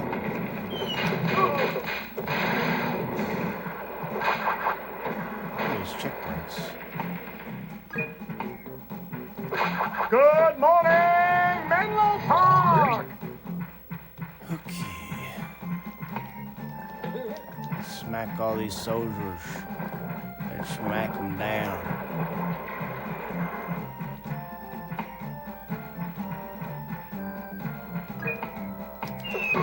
Forget about it! Just gotta whip them. Surprise, surprise, surprise!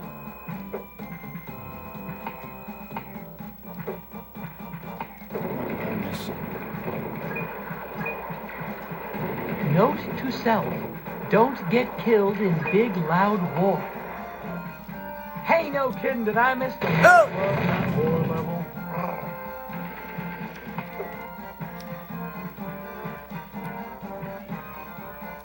Toxic how much slower chat got when you started playing Gex. Yeah. This for the 60s They all had love run and Gex hide. stuff. Of course, I'd have sideburns and bell bottoms. It's just they're in shock and awe of Gex. What is there to say?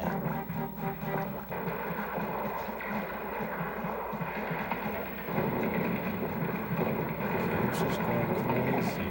I can climb this.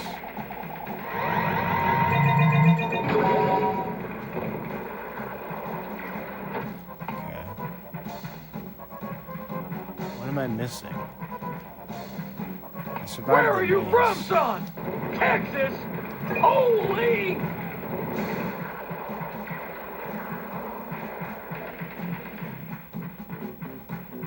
The first word out of your filthy sewer will be Gex. Maybe I have to shoot that. We gotta shoot that light out. Incoming!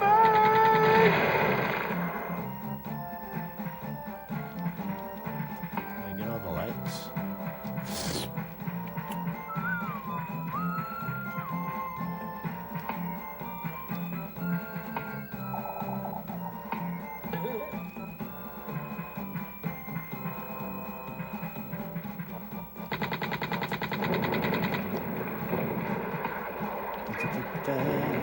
Something that will send a message. Yeah, how do I do that?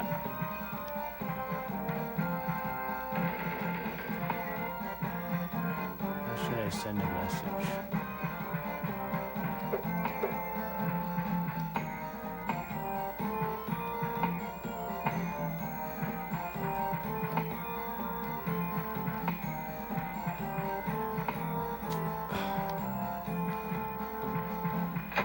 Oh, now it's just open. It didn't let me know.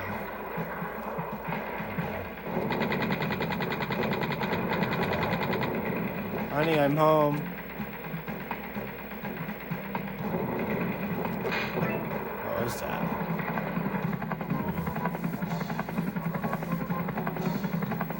Nice, we got our TV delivered.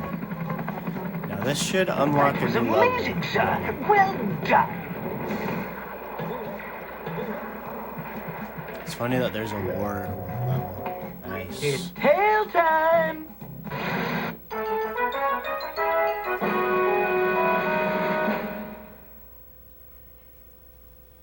Tail time.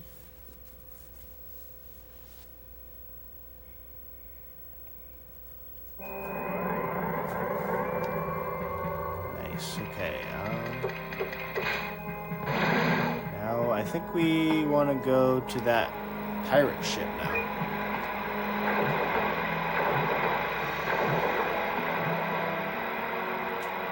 Oh, I forgot about the pyramid one.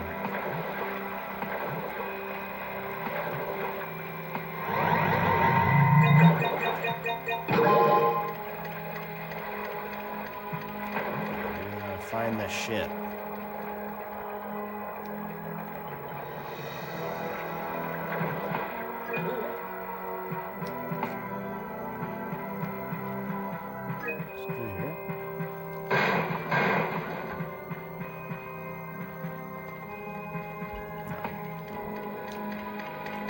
One more for that. Where's the dang shit?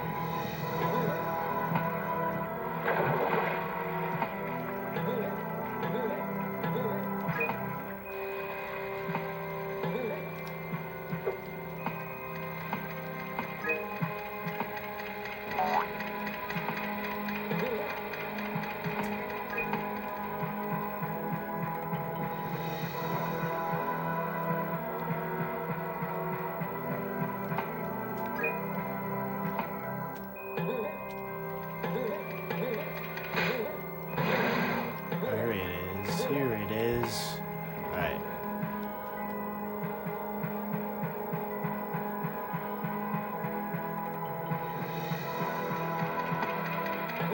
Nice, we unlocked this. Let's get it on. Pirate time. Survive the wall of death, okay. It's like the Minecraft wall. Oh, a spiky. Let's see. Can I save from here? Alright, so we'll give this a couple goes, and then we'll probably end the stream after that. It's been a nice, juicy 3-hour stream. I like that. Why, sir, every treasure chest contains treasure. Yeah. Treasure chests contain treasure.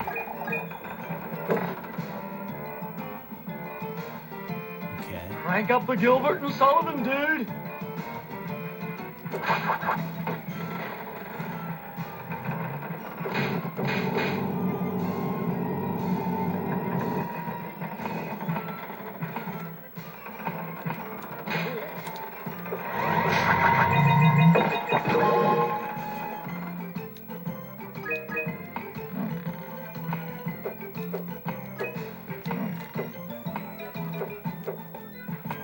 Or not, she did? Oh, okay.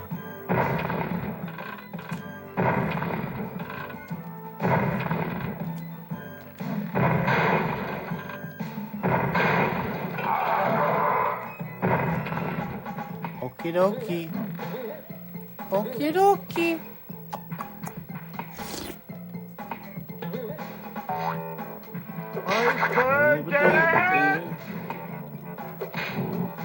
We'll follow you, creature. They're rat. It's freaking rat prevention. Guys, it's rats. They're missing rat prevention.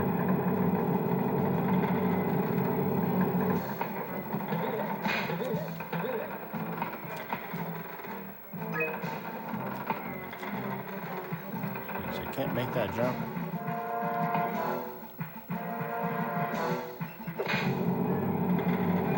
Push it off this lid? No, okay.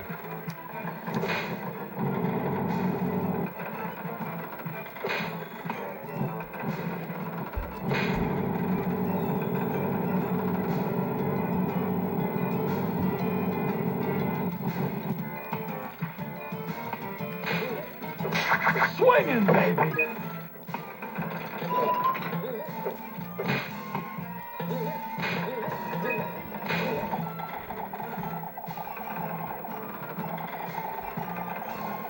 I just have to get past the wall of death, I think.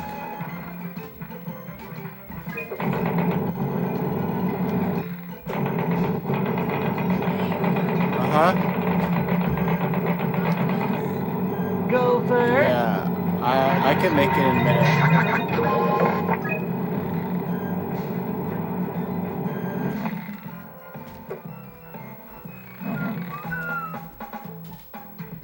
This is from Mr. Sinatra.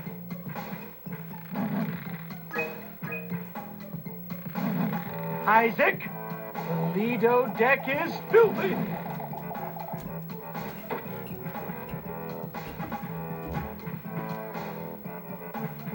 Is this where I just was? Or no?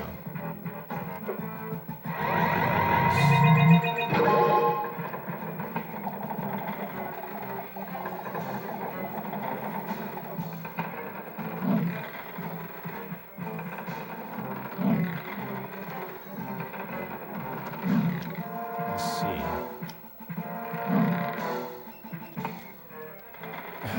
Ooh, that's bad. Crank up the Gilbert and Sullivan, dude. How can I control my camera? Oh, there we go. I got a peg leg.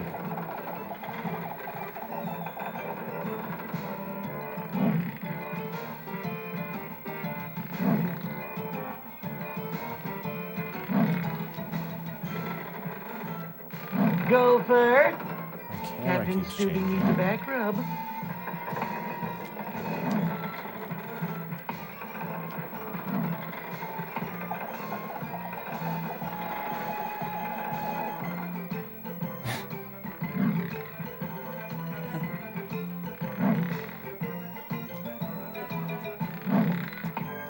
Shoot. I have to do a long jump, but the camera keeps moving the angle on its own. Guess I could just go Isaac, blind. the Lido deck is filthy. Guess not.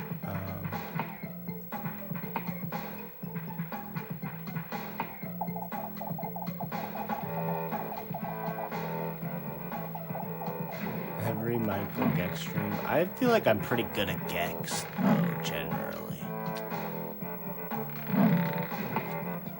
Oh my gosh, this is impossible. VODS.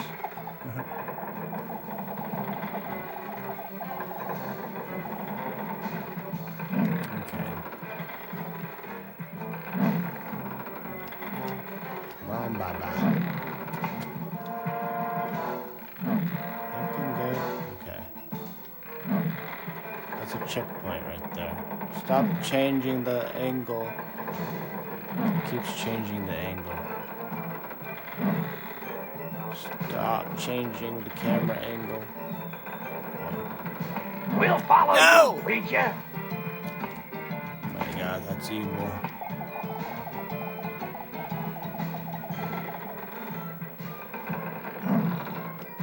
This is messed up. We'll follow Camera, you, creature. camera.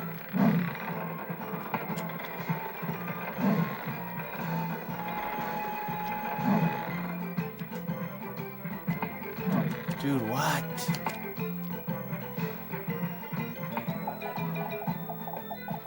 Do the long jump, Mr. Gex.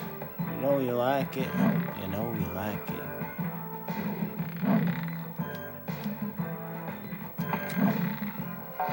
Oh, I can hang on this. Did you guys know that? I had to jump through it.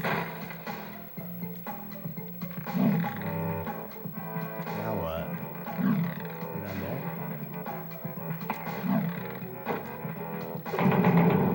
Iceberg did it!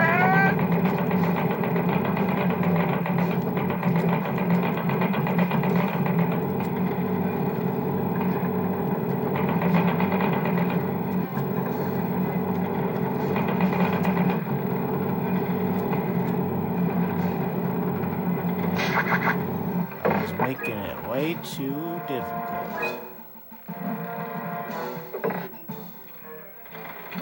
Okay. Isn't that up top again?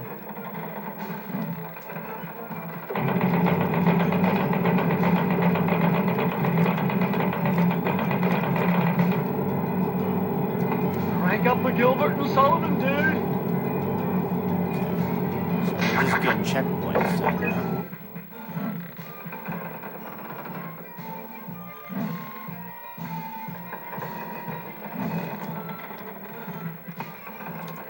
Oh!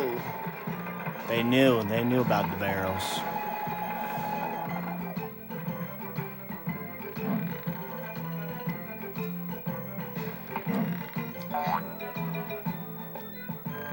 That'll do it. That'll do it. What? He blocked me off.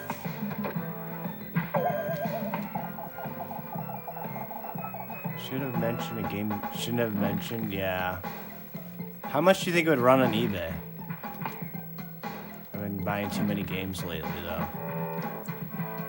It's probably expensive. I could get disc only, maybe.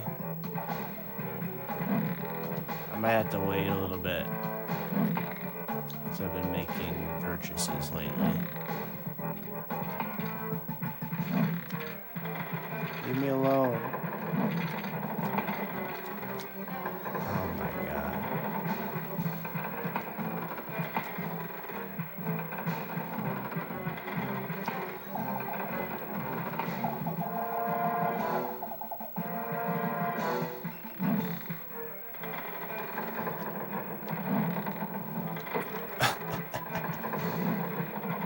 Insane.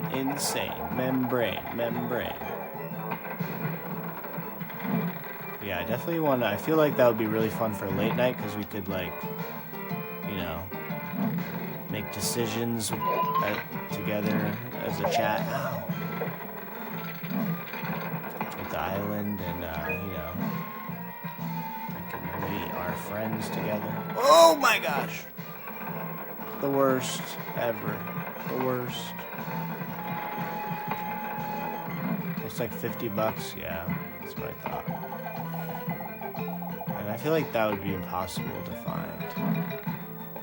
It's weird, I'm looking at the discs are 50, but so are the ones that have the case. Gopher! Captain Stubby needs a back rub.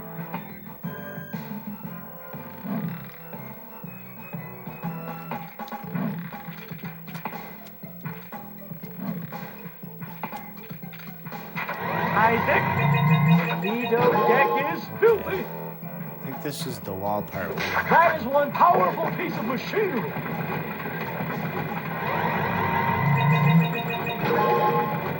Gopher, Captain Stubby needs a back rub.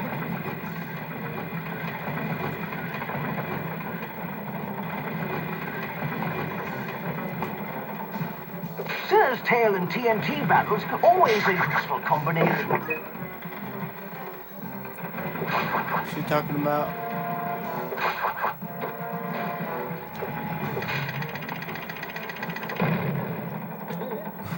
Nice. Yeah, baby, yeah. Nice. It's tail time. Legend. Well, I'm going to call the stream there.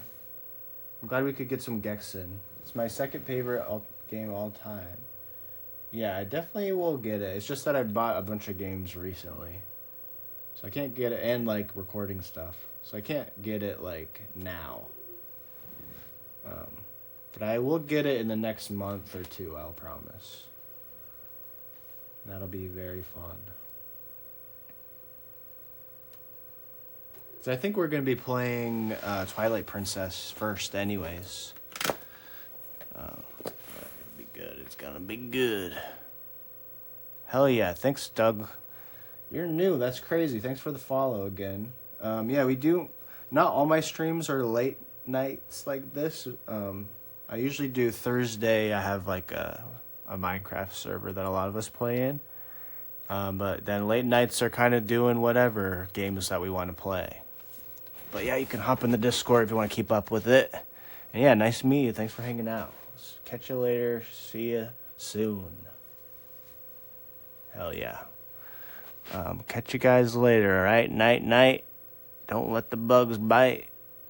And you know what it is. Okay, bye-bye.